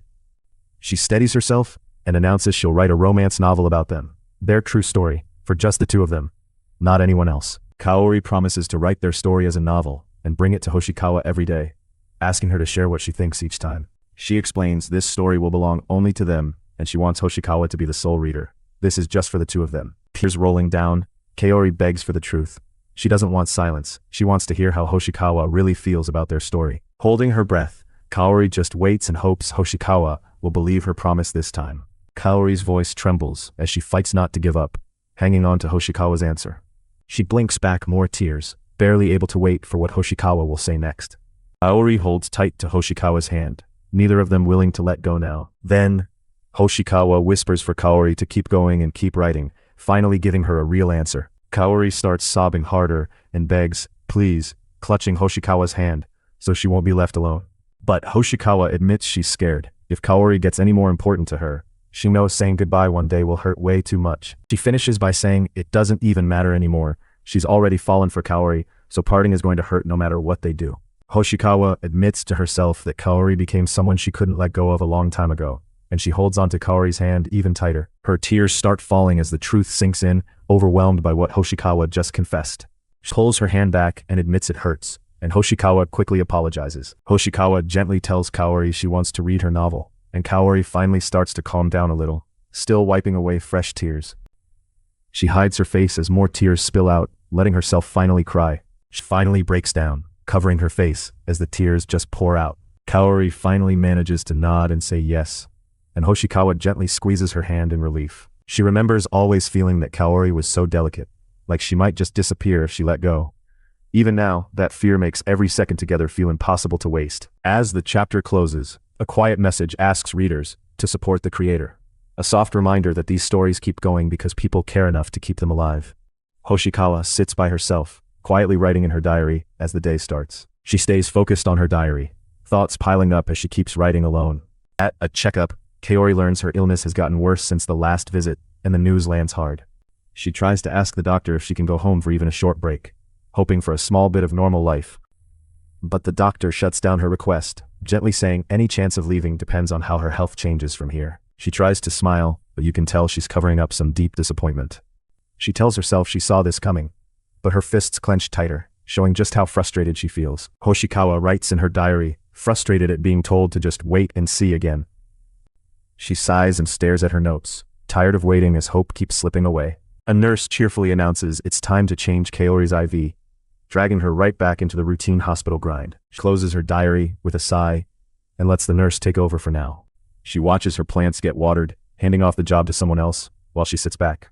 Kneeling in front of her plants, Kaori waters them quietly, looking worn out. She stands there, phone in hand, not sure what to text as she faces her drooping plants. Kaori checks her phone and sees her friend's message from 2 days ago, saying she's busy with exams, but still wants to visit. Her friend still hasn't replied, leaving Kaori staring at her phone and feeling even more deflated. Kaori rereads her friend's old message about exams and quietly mulls it over. Worried thoughts take over. Kaori can't shake the doctor's warning that she might never get to leave the hospital, and the idea of dying feels close and real. Kaori drops her gaze, quietly trying to hide the letdown she already expected. She thinks about how bad Kaori's health must really be, and feels even more uneasy from the silence. Kaori can't help but notice how her friend's constant messages have suddenly stopped, and that silence just makes her even more worried. She stares out into the night, stuck in her own head, wondering if Kaori's okay, and why the messages suddenly stopped. Kaori sits in the bath, staring at her phone in silence, letting the message's meaning sink in. A message alert pops up, snapping Kaori out of her lonely daze. Kaori lights up as she finally gets a message saying her friend's tests are done, and she can start having visitors again tomorrow afternoon. She looks up quietly, her eyes filling with tears as everything finally hits her at once. She lowers her head, finally letting herself relax, grateful that Kaori is safe. Then another message pings, snapping Hoshikawa out of her relief, fast. Kaori stares at her old messages, repeating "my novel" to herself as she feels the pressure of. Hoshikawa admits the reason she mentioned that romance novel was because she was desperate to hold on to her connection with Kaori. Kaori just stares up at her, kind of stunned. Kaori sits in the bath, quietly staring at her phone as the silence drags on. Hoshikawa figures if she puts her true feelings about Kaori into the novel, even if it means exaggerating, the story will finally feel real to her. It hits her that sharing these feelings might be embarrassing, but Hoshikawa knows she needs to try anyway. Writing them is the only way she'll be honest with herself. She stares at the first words of her novel, nervous about whether showing Kaori is way too soon. Hoshikawa remembers she once asked for Kaori's feedback, and Kaori had actually seemed excited to read it, which makes her hesitate even more. She sinks deeper into her seat, nerves swirling while her phone sits untouched, right next to her. Finally, she stands up straight from the bath, telling herself it's time to move ahead, even if her hands are still shaky. She tells herself she can't let her own embarrassment win. She started writing for Kaori, so she has to keep going. Hoshikawa remembers her promise to Kaori, and realizes finishing this story is her real excuse to meet up again. Now it feels less about the writing, and more about keeping their bond going. While Kaori and Hoshikawa are talking, a few doctors and nurses go about their routines in the... Kaori spots Hoshikawa in the corridor, and quickly calls out, making Hoshikawa stop in surprise. She grins and says she's been waiting for her, waving Hoshikawa in, and smoothing over the awkwardness by making the first move. With a shaky breath, Hoshikawa walks in, nerves still showing, but clearly wanting to be there. Kaori, not sure what to say, just offers some water. Hoshikawa shrugs it off and says she doesn't need anything special. She gives her a bottle of water, and Hoshikawa smiles, quietly thanking her. Kaori quietly waits, her face thoughtful now that talk of the novel caught her off guard. She tries to break the tension, asking about the hospital tests, but Hoshikawa says they're still waiting for answers, so nothing is settled yet. She kind of laughs it off, admitting that going home soon isn't likely before things change with her health. Suddenly, Kaori jumps in and asks about the novel, wanting to see it right away and putting Hoshikawa on the spot. Hoshikawa fumbles with her notebook, confessing it might not be ready, but Kaori just keeps encouraging her, hoping she'll share anyway. She just looks stuck, while Kaori sits there confused, wondering what's thrown her off. Finally, Hoshikawa speaks up, breaking the awkward silence by saying Kaori's name. Hoshikawa comes out with it, telling Kaori she doesn't need to fake cheerfulness around her. That hits Kaori hard, changing the vibe in the whole room. She freezes, thrown off as Hoshikawa's words finally land, and her own smile starts to fade away. Hoshikawa admits she never realized how Kaori really felt, saying that seeing Kaori cry before felt more honest than her usual smile. Looking right at her, Hoshikawa says Kaori doesn't need to force a smile for her. If she's upset, she'd rather Kaori just admit it than act like everything's okay. Hoshikawa finally speaks up, telling Kaori she doesn't want her to put on an act or pretend to be cheerful around her anymore. He finally breaks the silence and quietly calls Kaori's name, looking tense and uncertain. Kaori reminds Hoshikawa she's the one who offered support first, admitting it actually made her happy and hinting she wants things to be the same again. Now, Kaori tries to return that trust, asking Hoshikawa to rely on her too if she needs to. For the first time, both of them are finally being honest about wanting support. Kaori struggles to admit she isn't always confident in herself, her hands tightening as she tries to say what she really feels. She quickly tries to clear up any confusion, saying it isn't about Hoshikawa's abilities, but Kaori can't quite get all the words out. Hoshikawa lays it out, if Kaori keeps holding back her true feelings, she's not letting her read the novel, so the whole friendship hangs in the balance now. Kaori reacts with surprise when she realizes Hoshikawa's novel isn't just a project, but something that actually reveals what Hoshikawa is really feeling. She spells it out. If she's opening up this much, she wants Kaori to be just as honest, or it wouldn't feel fair between them. Her eyes go wide as the weight of Hoshikawa's demand really hits her. They're left at a standstill, both knowing things have changed. The chapter ends with a quick note about supporting the author before the story picks up again. Right away, we learn Kaori always came across as bright and popular, sitting next to me and drawing attention. She gives a little smile, looking forward, while I stand just behind her, feeling nervous. I'm reading a notebook, with Hoshikawa hovering nearby, both of us tense. She glances down with a quiet smile, holding back what she's really feeling. She freezes for a second after spotting something in the notebook that catches her off guard. She pauses, hand above the notebook, like she's about to say something serious. She laughs about how weird it feels seeing herself in the story, and Hoshikawa quickly tries to explain she didn't mean anything bad by it. She looks up, smiling warmly, and lets me know seeing herself in my story makes her happy. She explains that she really loves the worlds I create in my writing, and being included like this honestly makes her glad. She laughs, admitting it just feels kinda weird to see herself in the story, but it's not a bad thing. I turn away for a second, looking down to steady myself because the conversation just got heavier. Asaka brightens up, saying it's actually good getting to see what I was really thinking, which makes everything feel more open between us. I apologize for being honest in my writing and worry I made Asaka uncomfortable, but she quickly calms me down, saying she didn't mind at all. Asaka laughs it off and admits she always sensed Hoshikawa wasn't excited about her at first, pointing out that Shizuku's real feelings were way easier to read than she thought. As I read the notebook, I confess I felt pretty desperate at that time too, so now all those old feelings are out in the open, She glances over, quietly showing she gets what I'm feeling after my confession. She points out we've been using our real names in the story, which I confirm, a little embarrassed about how personal it's gotten.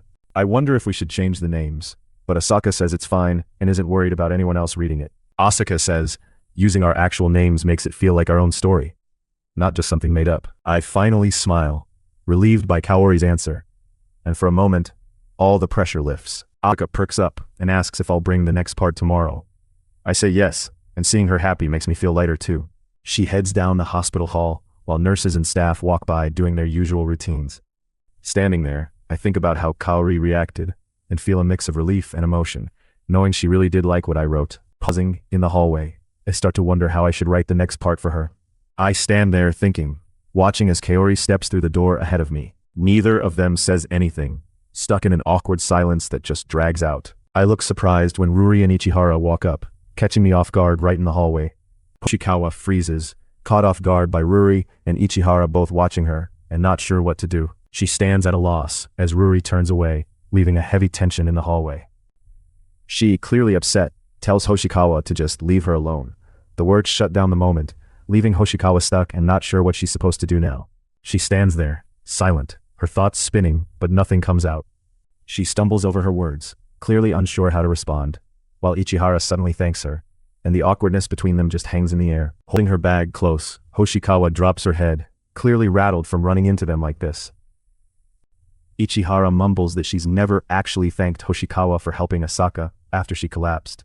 While Hoshikawa stammers out a confused reply, Yuri and Asaka watch from the background, not sure how to jump in. Hoshikawa, confused and uneasy, asks Ichihara what exactly she's being thanked for. Ichihara admits she felt helpless and couldn't do anything by herself after Asaka collapsed, holding her bag tight as she finally lets that out. Yuri just brushes it off, saying it's nothing. But you can tell nobody actually believes that. Hoshikawa suddenly freezes up, surprised to see Yuri and Ichihara walk straight up in front of her.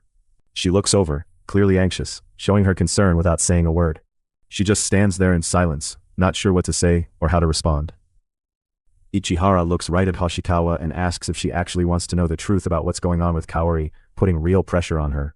She freezes, not sure how to answer Ichihara's sudden question. She shifts nervously, feeling the tension, but staying quiet. Ichihara tells Yuri to go visit Kaori and bring the gift first, promising to catch up after. So Yuri heads out while Ichihara stays behind with Hoshikawa. She worries out loud, asking if Ichihara's really okay, letting Yuri leave on her own. Still looking down, Hoshikawa can't find the right words and just keeps quiet. The break room goes quiet for a moment. Nobody ready to speak after everything that just happened. Hoshikawa awkwardly backs down while Ichihara, clearly annoyed, cuts her off and insists she does care.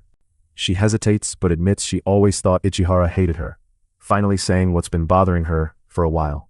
She explains it wasn't about liking or hating anyone, she just did what she thought was right when Kaori collapsed, moved by instinct in the moment. She finally manages to ask why nobody told her about Kaori's illness earlier, letting her frustration and worry show. She admits it's hard being the one left out and not knowing what's going on, especially after something so serious happens. She says she told Hoshikawa because Kaori never would, and it could be dangerous if something happened and Hoshikawa didn't know. She points out how lonely it feels to be the only one not told about a health problem, remembering when adults would hide scary stuff from kids. Hoshikawa mumbles a quiet reply, the silence between them turning awkward after Ichihara's blunt explanation. Still unsure, Hoshikawa asks if Ichihara is actually close with Kaori, wanting to figure out where their friendship stands. Ichihara says everything started when Yuri met Kaori in the hospital, and she just became part of their group by sharing that same hospital room. She explains that Yuri only visited whenever she happened to be hospitalized herself, so they hadn't actually spent time together for over 6 months. She stays quiet, her face tight as she realizes the situation fits together. There's something she finally understands now. Suddenly Hoshikawa asks if Ichinose is sick too, catching Ichihara completely off guard and switching the whole mood. She just stares for a second, surprised by how out of nowhere Hoshikawa's question is. She pushes back, asking how Hoshikawa really didn't notice some of this stuff, which makes Hoshikawa shrink in embarrassment. She figures out that Hoshikawa only asked because she honestly didn't know about Ichinose's condition, not because she was being rude. She tells her that Yuri mostly visits to pick up medicine, but used to get sick the same way Kaori does. And that memory still hurts. Kind of tired. Ichihara says she's gotten used to situations like these, hinting she's seen friends go through health problems for a long time. She sits there quietly, now seeing just how much she's been missing all along. As Hoshikawa thinks back, she realizes Ruri's absences were always from hospital stays, which explains why she struggled to keep up at school.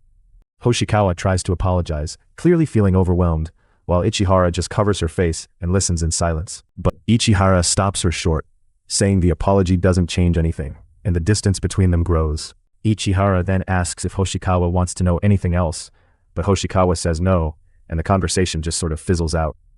She gets up to leave, making it clear she's done talking, and the awkward silence drags as she gets ready to walk out. Hoshikawa calls out, asking why Ichihara would suddenly share so many private details with her, not understanding what made her open up. Unsure, Hoshikawa wonders out loud if maybe Ichihara actually doesn't like her and only told her everything because of that. She goes silent and doesn't answer, leaving both of them stuck in that awkward moment. Hoshikawa finally admits she felt crushed back when Ruri collapsed and nobody bothered explaining, so she was left in the dark feeling alone. Ichihara looks at her and quietly admits she sees a bit of her own hurt younger self in Hoshikawa, that same feeling of being left out. She just absorbs everything in silence, not really sure how she should respond now. It finally clicks for Hoshikawa that Ichihara's attitude isn't just cold. She's been through this pain herself, and maybe she's trying to warn her. Changing the subject, Ichihara points out Hoshikawa seems like the one closest to Asaka, which is why she opened up to her now. Ichihara tells Hoshikawa that if she's actually dating Asaka, she should already know the important things about her. She freezes, caught off guard, and unsure what to say next. She turns around and asks if something's up after seeing Hoshikawa's weird reaction.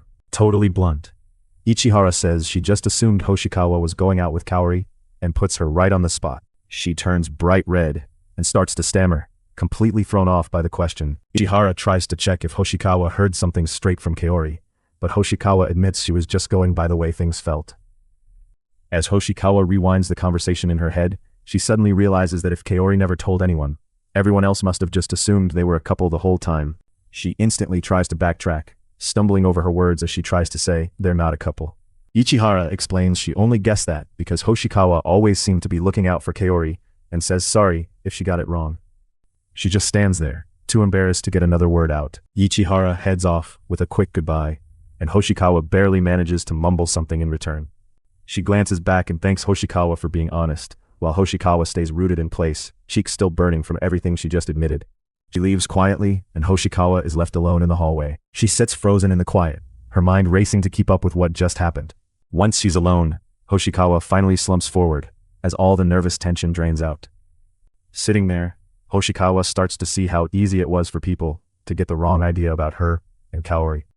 The chapter ends on a silent note, with Hoshikawa caught between confusion and regret, knowing she still has to figure out what all of this means for her and for Kaori. The view rests on the quiet house as everything goes still for a second, before Asaka finally. Hoshikawa sits at her desk, trying to focus on her writing. She tries to focus on her writing, forcing herself to act normal, even though she's rattled. Someone admits they thought Hoshikawa had feelings for Asaka and assumed they were actually a couple. Her eyes go wide, shocked that someone noticed what she was trying to hide so carefully. She just slumps over her paper, totally overwhelmed and not even pretending to focus anymore. Asaka hesitates for a second, still holding Hoshikawa's hand while she tries to find the right words. Hoshikawa tries to brush off the idea that anyone sees them as a real couple, blaming it on their fake lovers act, but she's clearly rattled. While she writes, Hoshikawa spells out the truth in her head, despite what everyone thinks. She and Asaka aren't a couple. Asaka quietly waits in bed, still clutching Hoshikawa's hand. Hoshikawa stares down, feeling her chest get tight and words stuck in her throat. Suddenly, Asaka brings up dating and jokes that Hoshikawa must be going out with someone. The direct question stuns Hoshikawa, who clearly wasn't ready for it. Asaka just sits there fidgeting, and quietly wonders why Hoshikawa's words are stuck in her head. Even as Hoshikawa awkwardly flips pages by the bed. On impulse, Hoshikawa blurts out that she's in love, then instantly panics. She didn't mean for it to slip like that. She suddenly brightens up, and blurts out that she wants to help Hoshikawa with her novel. She nearly jumps out of her skin, before realizing Asaka was just talking about the novel, not her confession, and awkwardly mutters a thank you. Asaka admits that when she reads Hoshikawa's writing, she feels like she's turning into the version of herself that Hoshikawa describes. She explains that in the novel, her character can just be a normal girl, not defined by being sick. Hoshikawa listens quietly, knowing how much Asaka wishes real life was that easy. She flinches a little as her heart starts pounding, totally caught off guard by how close Asaka. Sitting there, Hoshikawa stays silent, wishing she could say something, but unable to let the feelings out. Asuka quickly apologizes for getting too heavy and tries to lighten the mood with a smile, but Hoshikawa is still rattled and at a loss for words. She hurries to say she isn't trying to force Hoshikawa's writing, just that it would mean a lot to see that kind of story from her. She quietly agrees to Hoshikawa's request not to put any illness into the story, which makes Hoshikawa pause in surprise, realizing Asuka's listening closely. Hoshikawa checks if Asaka is really okay with that, and Asaka agrees right away. She's sure. She admits Asaka is her real reader, so if leaving out illness makes Asaka happy, that's what the story should be. She realizes this novel isn't for anyone else, it's just for Asaka. Hoshikawa isn't even sure she could write honestly about sickness. Maybe letting Asaka feel normal for a while is the only real gift she can give. She smiles and thanks, quietly relieved that Hoshikawa understands. Hoshikawa offers to write whatever Asaka wants, even taking special requests. Asaka looks surprised but a bit hopeful, unsure what to ask for next. Asaka gently asks if she can make requests for Hoshikawa's novel, but Hoshikawa reassures her she'd actually rather know exactly what Asaka wants included. She admits it feels like they're working on the story together, not just Hoshikawa alone. Even though she's nervous her ideas won't really fit or help. Asaka gets flustered when Hoshikawa says she's actually happy about Asaka's request. She relaxes a little, smiling at Hoshikawa as the mood between them softens for a moment, and things feel easy. She flinches as her phone suddenly dings with a new notification, breaking her silence. She apologizes for forgetting to silence her phone, brushing off the interruption and laughing at her mistake.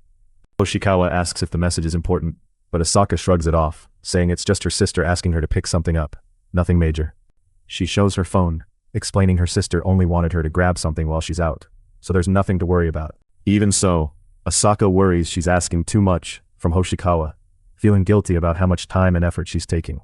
Asaka points out Hoshikawa used to visit her house almost every day, trying to even the score, but Hoshikawa looks a little awkward and lets it slide. There's a pause as Asaka thinks about all the times Hoshikawa has done this for her. She quietly tells her she visits because she genuinely wants to, not because she feels like she has to. Asaka glances over, hesitating as Hoshikawa holds her gaze and waits for her to speak. Hoshikawa sits beside Asaka's bed, noticing how Asaka clams up right when things could get honest between them, which just leaves her even more unsure what to say next. Breaking the silence, Hoshikawa finally tells her she'd actually like it if Asaka was a bit more selfish sometimes, honest about her own wants. She looks surprised hearing that, but a small, real smile creeps onto her face. She sits there thinking it through, letting Hoshikawa's words sink in. Feeling awkward, Hoshikawa tries to steer the talk back to her writing so the focus isn't on her feelings. Instead of letting her dodge, Asaka gently grabs Hoshikawa's hand, making her pause. Her eyes go wide at the sudden touch, clearly startled by Asaka reaching out like that. Asaka looks right at Hoshikawa and quietly asks if she can say something selfish, still holding on to. She waits for Hoshikawa's answer, her hope and nerves mixing as she searches Hoshikawa's face. She barely manages to process what's happening, looking flustered at Asaka's sudden honesty and touch. Asaka squeezes Hoshikawa's hand, and after a tense moment, Hoshikawa quietly agrees to listen to what she wants. She, still nervous, asks what Asaka means, her nerves showing on her face. Time seems to stretch out as the two of them just stand there, each lost in quiet. Asaka finally breaks the silence, saying it's been ages since she went hiking, which only leaves Hoshikawa quietly stunned and not sure how to answer. She agrees when Asaka asks if they can take a lot of pictures for her, trying to keep up with the pace of Asaka's feelings. She suddenly asks Hoshikawa if she'll hike up a mountain for her, catching Hoshikawa off guard because of how serious it sounds. She looks up, totally thrown by the request and not sure how to react. Asaka admits she's never been to a mountain, so she wants Hoshikawa to bring back pictures and stories so she can imagine it too. She finds herself pushed toward doing the hike with her own sister instead, and she doesn't get why Asaka would want someone else to do it. She gets nervous, saying going alone would honestly be way too much for her, and the favor feels a lot bigger once she says it out loud. She tries to duck out by asking if she can just use pictures from the internet instead of actually hiking. Asaka pushes her to do it just for her, and even though Hoshikawa isn't sure it's possible, she says she'll try by asking her sister for help. Standing near the mountain path, Hoshikawa thinks about how quick and random Asaka's requests can be. Realizing she never expected things to go this way, she starts to wonder if Asaka has some secret reason for this, but then worries she's just overthinking everything again. Asaka smiles and shares she's never gone to a real mountain, and Hoshikawa is caught off guard, suddenly realizing there's more behind Asaka's request. It finally sinks in for Hoshikawa that Asaka can't do something like this because she's sick, and there's no way to fix that just now. Asaka wonders if making up a story about the hike even helps, while Hoshikawa's sister just wanders off for dango like it's no big deal. Someone mentions Asaka being stuck in the hospital, keeping everyone aware of how different things are for her right now. At home, Hoshikawa gets asked if Asaka's condition is really that serious, since she looks so shaken after visiting. Her family finds out Asaka actually collapsed instead of just getting upset again, and that news shocks them more than they thought it would. She quietly tells her family she just wants Asaka to get out of the hospital soon, but even saying it out loud makes her feel uneasy. She keeps some details to herself, thinking nobody at home really knows all the personal things Asaka told her during their talk. Right now, everyone just knows Asaka's in the hospital and isn't feeling well. One of the girls tries to stay positive, saying Asaka always puts on a bright face when people visit her. Asaka brings up the easy walking trail on this mountain and tells Hoshikawa she hopes they'll walk it together someday for real. The girls agree to take pictures and grab souvenirs for Asaka before they head over to see her, wanting to make sure she feels included in the trip. After a few minutes on the path, Hoshikawa is already winded and struggling to keep pace. Hoshikawa nearly crumples from the climb and complains the trail is way steeper than she expected, while her friend jokes about her falling behind, even though she's younger. She's surprised her friend barely looks tired at all. The two girls flop onto a bench, totally worn out from the climb and just catching there. She notices how slowly they're getting up the mountain and starts stressing that they might not finish in time to go see Asaka. They spot lots of locals out walking dogs on the trail, and one girl mentions wanting to try this hike again with a friend named Shion. Hoshikawa wonders if just pushing herself straight to the top would be easier, but she already feels worn out, while Asaka still seems cheerful in her mind. Asaka suddenly points out how much Shizuku has changed, and Shizuku is caught off guard by it. She keeps going, saying it's been ages since they hung out like this, and she points out how much more talkative Hoshikawa's been, making it clear she's noticed the change. Hoshikawa opens up, sharing that she only came on this hike because Asaka was the one who asked, hinting she wouldn't have done it for anyone else. Asaka reminds Hoshikawa of how she used to keep to herself and barely interact, and that blood comment makes Hoshikawa tense up and listen in. She brings up why they got the dog, Shion, digging into an old memory that's still sensitive, and Hoshikawa braces herself, waiting for whatever comes next. Asaka finally explains that the real reason behind getting Shion was because relatives hoped the dog would help Hoshikawa break out of her withdrawn slump. She stops and realizes she might never have explained the real reason for getting Shion, so she brings it up, surprising Hoshikawa, who admits she never actually knew this. She thinks back and says maybe Shion was brought in because, honestly, there were just too many babies around, and nobody could handle a dog until then. She pauses and admits the thing about the babies is true, but says there's another reason hiding behind it. She explains that when Hoshikawa completely shut down and wouldn't talk to anyone, her mom started looking up animal therapy and suggested they get a pet to help. She shrugs off the whole thing, saying it's probably not a big deal since her mom never really mentioned it, trying to make things less awkward. For the first time, Hoshikawa realizes she never knew what really led to getting Shion. The two stand there quietly, both girls trying to process what just came out. She keeps looking down, still processing what Asaka just told her about Shion. She remembers how, after Shion came into her life, she slowly started talking more at home and realizes how much the dog really helped her crawl out of her shell. Neither of them says anything for a bit.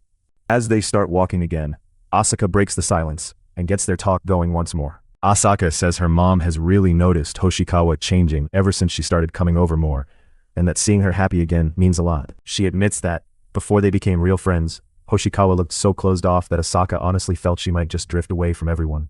She is left stunned, hearing just how much her absence would have mattered. She confesses she almost tossed her own writing once, not thinking anybody cared about her life at all back then. She admits she didn't realize people actually worried about her, and never saw herself as someone who mattered that much. Asaka is stunned she could even think that, so she playfully pokes Hoshikawa's cheek to snap her out of it and show she really does care. She tells her she was never alone, because her parents and Asaka herself worried about her all the time. She stands still, quietly thinking as she takes in the sight of the city sign in front. She finally says straight out that she's really glad to see Hoshikawa doing better these days. She opens up, explaining that for a long stretch she honestly couldn't tell where she belonged or if she fit in anywhere. She confesses she always felt alone with no one to rely on, sometimes wishing she could just fade away, showing just how deep that loneliness went. She stands silent, holding back tears as Asaka's words really hit her. With that memory of her family eating together, Hoshikawa finally gets it. She always had a place with them, even when she felt left out. She covers her face, trying to hide how much those words got to her. She starts to wonder if she was blind to everyone caring about her, realizing how much she missed before. Looking up at Asaka, Hoshikawa apologizes for making everyone worry about her so much. She finally says thank you and calls her One-chan, barely holding back tears as she admits what. She gives her a warm smile, clearly moved that Hoshikawa can finally open up like this. She laughs and pulls Hoshikawa in for a side hug, telling her not to stress about it. Asaka nudges Hoshikawa to tell their mom how she feels too, saying it'll mean a lot to her and probably make her cry. After that heavy talk, one of the girls brings over an ice cream, helping to lighten things up between them. She quietly thanks her as she takes the ice cream, and the tension finally starts to fade. They stop to take in the view, realizing the hillside opens up around them, even though they're not at the summit. For a second, everything feels calm. She spots a sign and figures out they're looking toward Yokohama, which makes her feel more connected to people and places that used to seem so far off. One friend notices Hoshikawa has been staring that way for a reason, and Hoshikawa awkwardly admits it as she clings to her ice cream. She looks out at the city, knowing she can't actually spot the hospital from here, but still thinking about Asaka. Hoshikawa wonders if anyone's visiting Asaka today, and worries about how her friend is holding up. One of the girls snaps a quick picture of Hoshikawa looking thoughtful, and decides to send it to Asaka, catching Hoshikawa off guard. Hoshikawa's phone, left on the bench, vibrates as new messages appear on the screen. She lies in bed and sees a new notification light up her phone. She stays there, dazed, just staring, as another message comes through on her phone. Someone walks in, calls out that they're home, and wonders how their return will be received. Asaka comes home and finds out Shizuku and another girl went hiking without telling her, and the news makes things tense right away. She is completely shocked that Shizuku actually invited someone else to go hiking. A mom quietly motions for her daughter to step aside so she can talk with her privately, away from everyone else. The mom softly shares that she thinks Shizuku is doing okay now, clearly relieved after all the worrying. Asaka's mom quietly apologizes for worrying about her and for being a bother, but Asaka finally thanks her, catching her off guard. As the conversation settles, the mom gently pats her daughter's head to comfort her. Mom tells everyone it's time for dinner, using the moment to move everyone back to their daily routine. Someone hesitates, fidgeting with a notebook, as they try to start a new conversation. Asaka laughs about how surprised she is that Shizuku's hike popped up so quickly in her writing. She gives a little smile. Asaka, sitting up in her hospital bed, says reading Shizuku's story felt like going on a date, even though she's been stuck indoors, which catches Shizuku off guard since Asaka makes it sound so close and special. Embarrassed and happy, Asaka hides behind her notebook and laughs to herself about all of it. Shizuku still looks surprised, barely processing her mom's gentle attempt to comfort her. Asaka gives a soft smile and quietly tells Hoshikawa she's glad, almost like she wants to put. She regrets not recording a video of their outing instead of just snapping pictures, making the other girl jump at the idea of doing videos together next time. The other girl grins and says she might ask Asaka to help take more photos next time, relaxing now that things feel a bit more normal. Asaka nervously admits she hopes she can invite Shizuku out again, which catches Shizuku off guard but also makes her hopeful they'll hang out more. She promises she won't drag Hoshikawa anywhere too far and checks if it's okay. Hoshikawa awkwardly agrees, and Asaka gets even more excited about making plans. Hoshikawa awkwardly agrees to help, and Asaka immediately cheers up and thanks her with a big smile. She quietly admits to herself that she can never really say no to Asaka, letting her guard down and realizing she's always been weak to Asaka's invitations. She sits down and looks over the book, still holding that soft, reassuring smile as she keeps.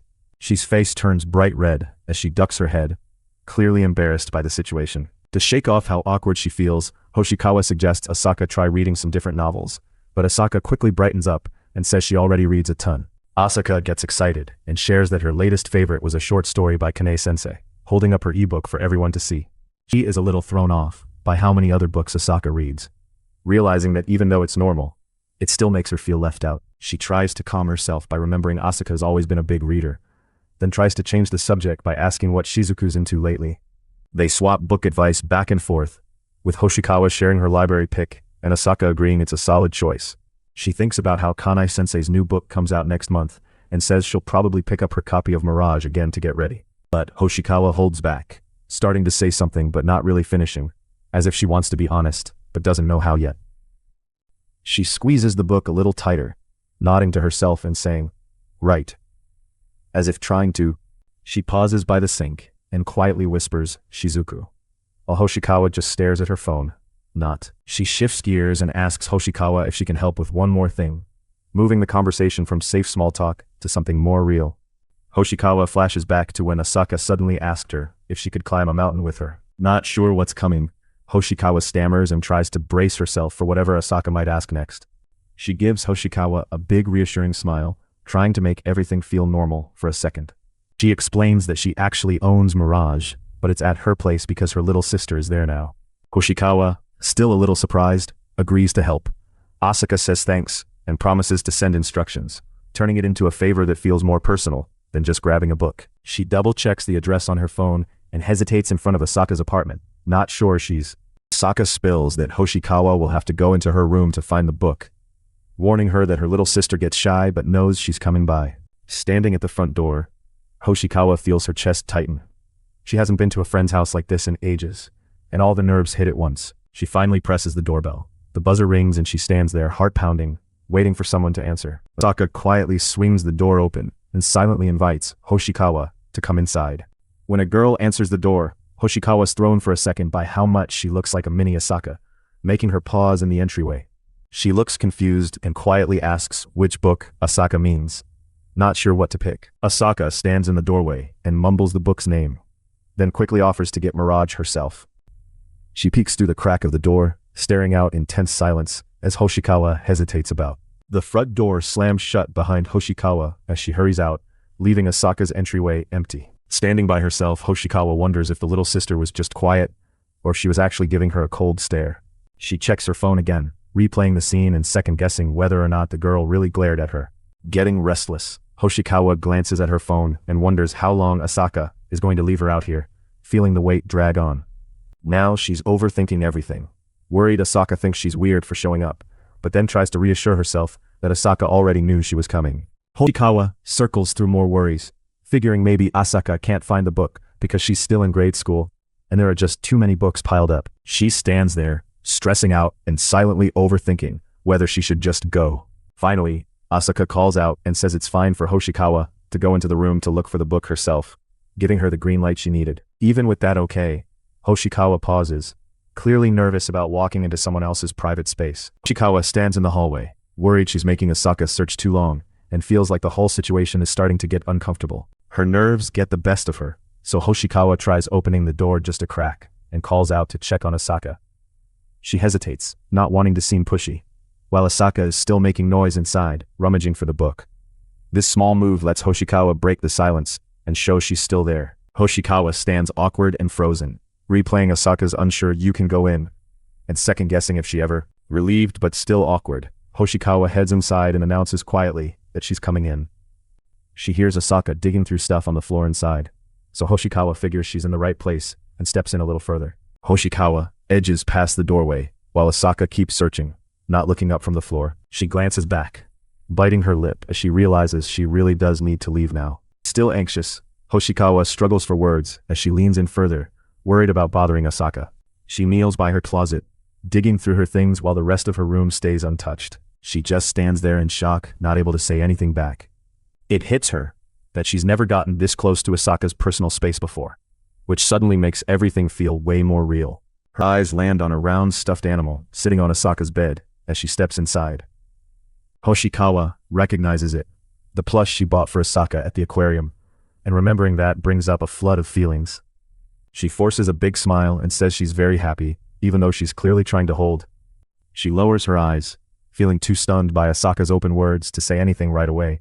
Looking at the stuffed animal, Hoshikawa realizes Asaka kept the plush near her all along, and that actually means a lot. She blushes, and finally lets out a small smile, glad that her old gift was something Asaka cared about. She lingers awkwardly at the door, hugging her book and quietly deciding it's time to leave. Her gaze moves over to a shelf by Asaka's wall, where another detail catches her eye. Asaka nervously stammers from across the room, which immediately makes Hoshikawa tense up and freeze near the... She spins around and snaps at Hoshikawa, acting like she's not supposed to be there. The room's mood shifts fast. Hoshikawa just stands there in shock, not expecting the sudden anger. The sharp outburst from Asaka makes Hoshikawa freeze, too stunned to say anything back. Asaka gets flustered, saying she was just about to find the book, but Hoshikawa feels convinced Asaka must really hate her now. Thinking she's just made things worse, Hoshikawa decides to leave, feeling like she messed up by coming in. Trying to explain herself, Hoshikawa says she only meant to help Asaka find the book because the title's confusing. but Asuka just mutters a quiet apology, still looking uncomfortable. Asuka hurriedly hands Hoshikawa the book, stumbling over her words to say she'll just take it and go, clearly wanting this to end quickly. She takes the book and quietly mumbles her thanks, just hoping the tension will finally end. Her lips press tight as she tries to hold back more tears. Totally shut down now. She clenches her fist in her blanket, holding in words she can't bring herself to say. Hoshikawa stands frozen in the doorway, clutching the book and quietly asking why Asaka pushed her away. Asaka can't hold it in any longer and yells out, asking why it has to be Hoshikawa, her body shaking as tears finally start to fall. Hoshikawa just stands there, totally stunned, barely getting out a confused, what? After Asaka's outburst.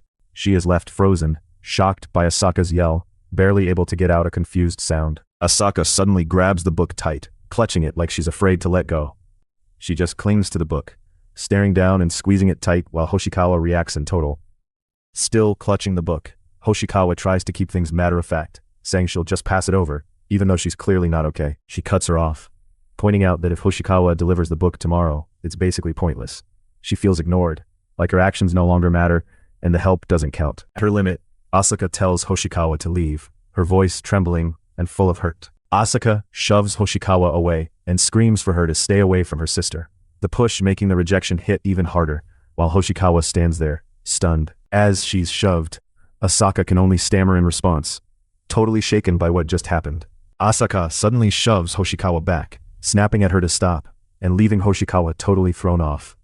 She's hand tightens on her shirt as she struggles to hold back more tears. Hoshikawa tries to explain that she only came because Asaka had asked, but Asaka is clearly doubtful, and the confusion just grows. She asks if Asaka ever told anyone about inviting her, slowly realizing their whole argument happened because someone never passed on the message. She stands still, clutching her book as tears run down her face right after the fight. She stays frozen in place, only now seeing how much her words have hurt Asaka. Asuka keeps stammering in confusion, and Hoshikawa's quiet crying just makes things even harder to fix. She quietly reaches out, asking if Asuka's okay, but she's clearly still shaken from before. Asuka suddenly shoves Hoshikawa back and yells at her not to touch her, totally breaking down. She just stands there, her hand frozen midair, and her face totally stunned. Asaka's frustration spills out as she questions why Hoshikawa always ends up being the one chosen instead of her, especially when she could have gotten help directly. The camera lingers on a happy photo of Asaka and her sister, as Asaka chokes out, "Give." Suddenly, Asuka clings to Hoshikawa, crying and begging desperately for her big sister back, blaming Hoshikawa for the bond she feels is slipping away. Stunned and silent, Hoshikawa just watches, realizing things have gone way too far. Still crying, Asaka hugs the book tightly and yells that she hates Hoshikawa, all her anger and sadness pouring out as the chapter ends with both of them left hurting. Right from the start, Shiori remembers her older sister was always nearby, making her childhood feel safe and steady, because her sister never left her side. As Shiori quietly listens, her older sister brings up the nickname their mom used to call her, Cow, asking if Shiori remembers it, which makes Shiori pause and nod. The talk gets a little personal when Shiori quietly admits she wishes she had a special nickname too, hoping for the same kind of closeness her sister seems to have. Her sister suddenly offers up a cute new nickname for Shiori, and just hearing it instantly makes Shiori light up with excitement. Shiori looks back again and realizes having her older sister around made her feel like she never needed anyone else, shaping the way she sees herself and others. Shiori just sits on her bed with a sigh, feeling left out and pretty isolated. Her sister shows off a squishy plush she got as a present, calling it adorable and squeezing it tight, while Shiori just watches, not really understanding the excitement. Shiori squeezes her eyes shut, getting frustrated all over again because she still doesn't understand what's so. She rubs the plush, looking puzzled and still not getting why her sister thinks it's so cute. Alone again, Shiori pokes at the plush and admits out loud that she just doesn't see anything cute about it, which makes the gap between them feel even bigger. Loose sheets of notebook paper and water droplets float across a white background, pausing the story for. Loose pages and water drops float around, echoing how Shiori's thoughts are all over the place. The older sister spots a monkey park and gets way too excited, trying to drag Shiori along, while Shiori just gives in with a tired, "Sure, whatever." Shiori is barely catching her breath when her sister instantly perks up and starts taking photos of. At top, her sister celebrates reaching the goal, while Shiori is left panting and tired, noticing that even though they're together, Their moods couldn't be more different. Shiori feels completely worn out after the climb and can't figure out how her sister still has so much energy, as her sister gets ready to snap a victory photo. The story takes a quick break and jumps into some bonus material, pausing the main action. Shiori's sister takes a selfie with a big smile and peace sign, while Shiori sits across the table, looking tired. A message from the creator comes in, celebrating the Kimitsuzu line sticker release and picking Shizuku's sleepy morning face as a personal favorite, which ties into these funny, tired moments in the chapter. The page fills up with a list of Yuri Hime comics and other titles, reminding readers that Shiori and her sister's story fits into a bigger world of manga series. Shizuku and Asaka go see a movie adaptation of a horror novel they both like, but they get so caught up watching that Shizuku forgets her snacks, and Asaka barely eats, totally wrapped up in the story. Someone cries out, desperately begging for their big sister to come back.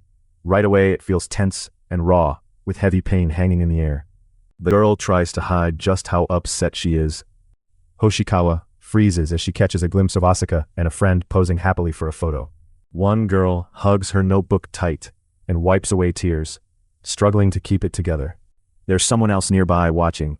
Nobody says a word, but the tension is thick. Hoshikawa buries her face and starts to cry, finally letting all the pressure spill over. Asaka stands frozen, wide-eyed, as she hears someone crying close by. She tries to catch her breath, her whole body shaky as she takes in what's happening. She, confused and thrown off, tries to defend herself and says she never took anyone away, not understanding the demand to give a sister back. The other girl, furious, fires back that Hoshikawa doesn't get what she's really lost, and snaps at her, letting the pain spill out. Her face tenses up as she takes the blame, her mouth tight and her eyes starting to. She grits her teeth, trying not to break down further, but her frustration shows. The other girl just squeezes her fist, snapping that Hoshikawa really doesn't get any of it. Breaking the silence, Hoshikawa explains that the girl had only promised to push herself until summer break, like she's trying to clear up her role in what happened. Asaka only managed to show up at school a handful of times when she was little, but instead of playing it safe, she kept going out anyway, saying she had someone she badly wanted to see, so she broke that promise to rest. Hoshikawa stands there looking awkward, scratching her cheek and trying to laugh it off after everything that. She lets out a slow breath, trying to keep control, as she remembers those happier times. She just squeezes her fist, trying to keep it together as the guilt sets in. Even when people worried, Asaka always brushed it off and said she felt fine, trying to make everyone think it was no big deal. Hoshikawa admits she only wanted Asaka to spend time with her, instead of always running off to someone else, so things could go back to how they were. Keats hoping that if Asaka stays so happy and lively, maybe they could start having fun together again, like before Asaka got sick. But now Hoshikawa sees she was wrong. Asaka was forcing herself way past her limit, hiding just how rough things had really gotten. It all hits at once on a summer festival night. Hoshikawa finds Asaka collapsed on her bed, and that's the moment the truth finally sinks in. She stands stunned, her mind racing as she tries to process what she just found out. She freezes as it finally hits her. Asaka collapsed that night because she pushed too hard, just too. Hoshikawa tries to piece it together, wondering what actually happened to Asaka after she left that night.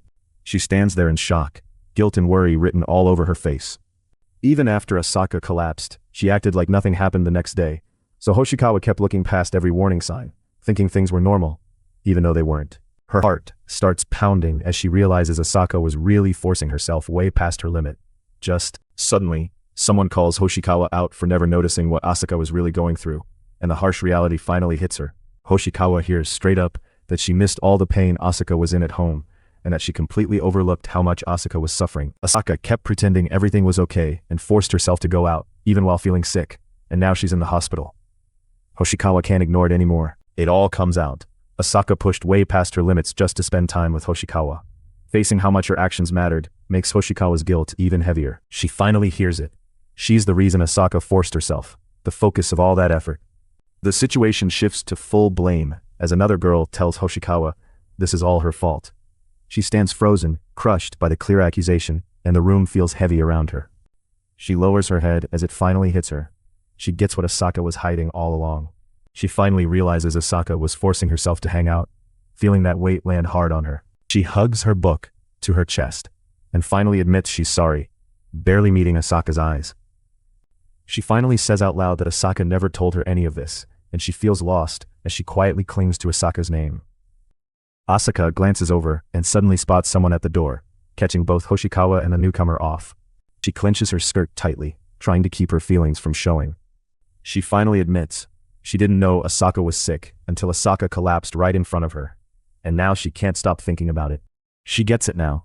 Asaka is always hiding how much she's hurting, from everyone, not just her. She remembers how Asaka always put everyone else first, covering up her own pain so nobody would worry, even if that meant faking a smile. Now Hoshikawa realizes that deep down Asaka is struggling just to get by, even if nobody else realizes it. All Hoshikawa wants is for Asaka to stop putting on a brave face and actually let her help. But Asaka keeps shutting her out. She looks aside, torn between wanting to help and feeling like she never gets the chance. She grips her skirt even tighter, holding back her frustration with herself and the situation. Finally, Hoshikawa gets honest. She wants to support Asaka just as much, but she doesn't know how to reach her. She wishes Asaka would just lean on her for once, but it's always this wall between them. She goes quiet, thrown off by Hoshikawa's confession and not sure what to say back. Hoshikawa explains how she keeps telling Asaka to stop pretending, but Asaka always puts others ahead of herself and hides her pain with a smile. Sitting by the hospital bed, Hoshikawa realizes Asaka only ever asks for small favors, never really showing how sick she truly is. She keeps her struggles hidden, not just from friends, but her family too. She softens, her eyes filling with relief, as she starts to realize Asaka really does mean it. She finally says out loud that she wishes Asaka would let her share the burden, instead of always acting like she can handle everything herself. But no one knows when Asaka will be allowed to come home. Her future just hangs in the air, and Hoshikawa feels helpless. Hoshikawa admits that Asaka always puts on a smile for her visits, even though it's clearly forced, and all she can do is watch. She bows her head, and the silence grows heavy, every unsaid feeling pressing down on her. All Hoshikawa can think about is how she isn't strong without Asaka, fearing what her life would be like if Asaka never returns. She breaks down, clutching Asaka's stuff as the thought hits her hard. She doesn't know how to keep going without her sister around. The tears finally come as Hoshikawa admits she can only face things if Asaka is beside her, and suddenly all her fear just spills out. Hoshikawa clings to Asaka and starts crying, finally letting herself break down in the middle of the two girls sit together in the hospital room, fighting back everything they can't say. Neither of them knows what will happen next, but those quiet moments speak volumes. Hoshikawa freezes, totally thrown off by what she just heard, and blurting out a confused, "Huh?" She tries to reach out again, wanting just a little closeness. Her emotions break through, and Hoshikawa stands there crying, unable to hold anything back now. She looks up with tears in her eyes, and quietly says she feels the same. She finally cracks, begging Asaka deep down not to leave her, unable to hide how scared she is of losing her friend. At first, Hoshikawa just thought of Asaka as a random classmate, but now she can't imagine life without her. What started as pretending to be close turned real, and now Asaka means more to Hoshikawa than anyone else ever did. Thinking about Asaka, Hoshikawa notices she always puts other people first and never lets her own feelings show. The idea that Asaka might not come back hits Hoshikawa too hard. She can't picture losing her, even for a second. Suddenly, someone enters and surprises Hoshikawa, snapping her out of her thoughts with a shock. After everything, Hoshikawa forgave herself a bit and got to apologize to Yuri, which helps her feel lighter, even if only by a little. Hoshikawa and Asaka lock eyes, both of them pause, caught off guard by how close this just got. Asaka gets pulled right into a big side hug, and it actually makes her crack a smile. She looks back and realizes she finally saw her family clearly during all this, not taking them for granted anymore after so much worry. She starts to notice how much Asaka has given her, realizing it's only been a month, but it's changed her entire life. She glances at her notebook, deciding she wants to use her stories to make Asaka smile again. She looks at her notebook and finally admits she just wants to make Asaka's wishes come true. She sees Asaka smiling and quietly decides she just wants to make her happy. But deep down, Hoshikawa can't shake the feeling that maybe they're both pretending and hiding how scared they really are. Asaka looks away, going quiet, as the weight of everything she just admitted hangs in the air. Even though Hoshikawa keeps acting chill around Asaka, she can't shake the truth. What's really on her mind is just wanting to be close to her, not fake it anymore. Asaka looks away and wipes her face, quietly pulling back after letting out everything she's been holding. As Hoshikawa clutches her notebook, she finally admits to herself this isn't just make-believe, and it's not. She, tears running down her cheeks, can't hold back anymore. The tension finally cracks, and her true feelings spill out in front of Hoshikawa. Hoshikawa finally lets it out. She cares deeply for Asaka, and she can't keep suppressing her feelings. Saying it out loud shifts everything between them. She confesses she likes Asaka, saying it for real, after all this time hiding. Asaka's voice cracks, as she explains she just couldn't stand the thought of letting her go, even. She explains that Asaka means more to her than anyone else now, admitting she loves her, and that's why it hurts so much whenever she thinks of letting go. She buries her face in her hands, and finally breaks down, admitting out loud how much it. She peeks out, looking straight at Hoshikawa, trying to process what she'd just heard. She just stands there, tears streaming down as she tries to process everything Hoshikawa said. She tries to stop the tears, sniffling as she lets the truth of that confession sink in. Hoshikawa goes quiet, clutching the book as she tries to process everything Asaka just said. Asaka holds out the book with shaking hands, while Hoshikawa stands there frozen, still reeling from what. She stands there, sniffling, while Hoshikawa, caught off guard by what she just heard, can only stare. Asaka holds out the book with shaky hands, still tearing up as she asks if Hoshikawa really. She just stands there quietly, sniffling as another tear slips down her cheek. Asaka finally admits the truth. She just couldn't handle watching all of their friends' feelings get poured into Hoshikawa, instead of her. Then she admits it straight up. Deep down she knows her friend never actually forgot about her. Asaka glances away and tells Hoshikawa that talking to the person they both have in mind would just end up making everyone disappointed. She stands there in stunned silence. Please support the official release.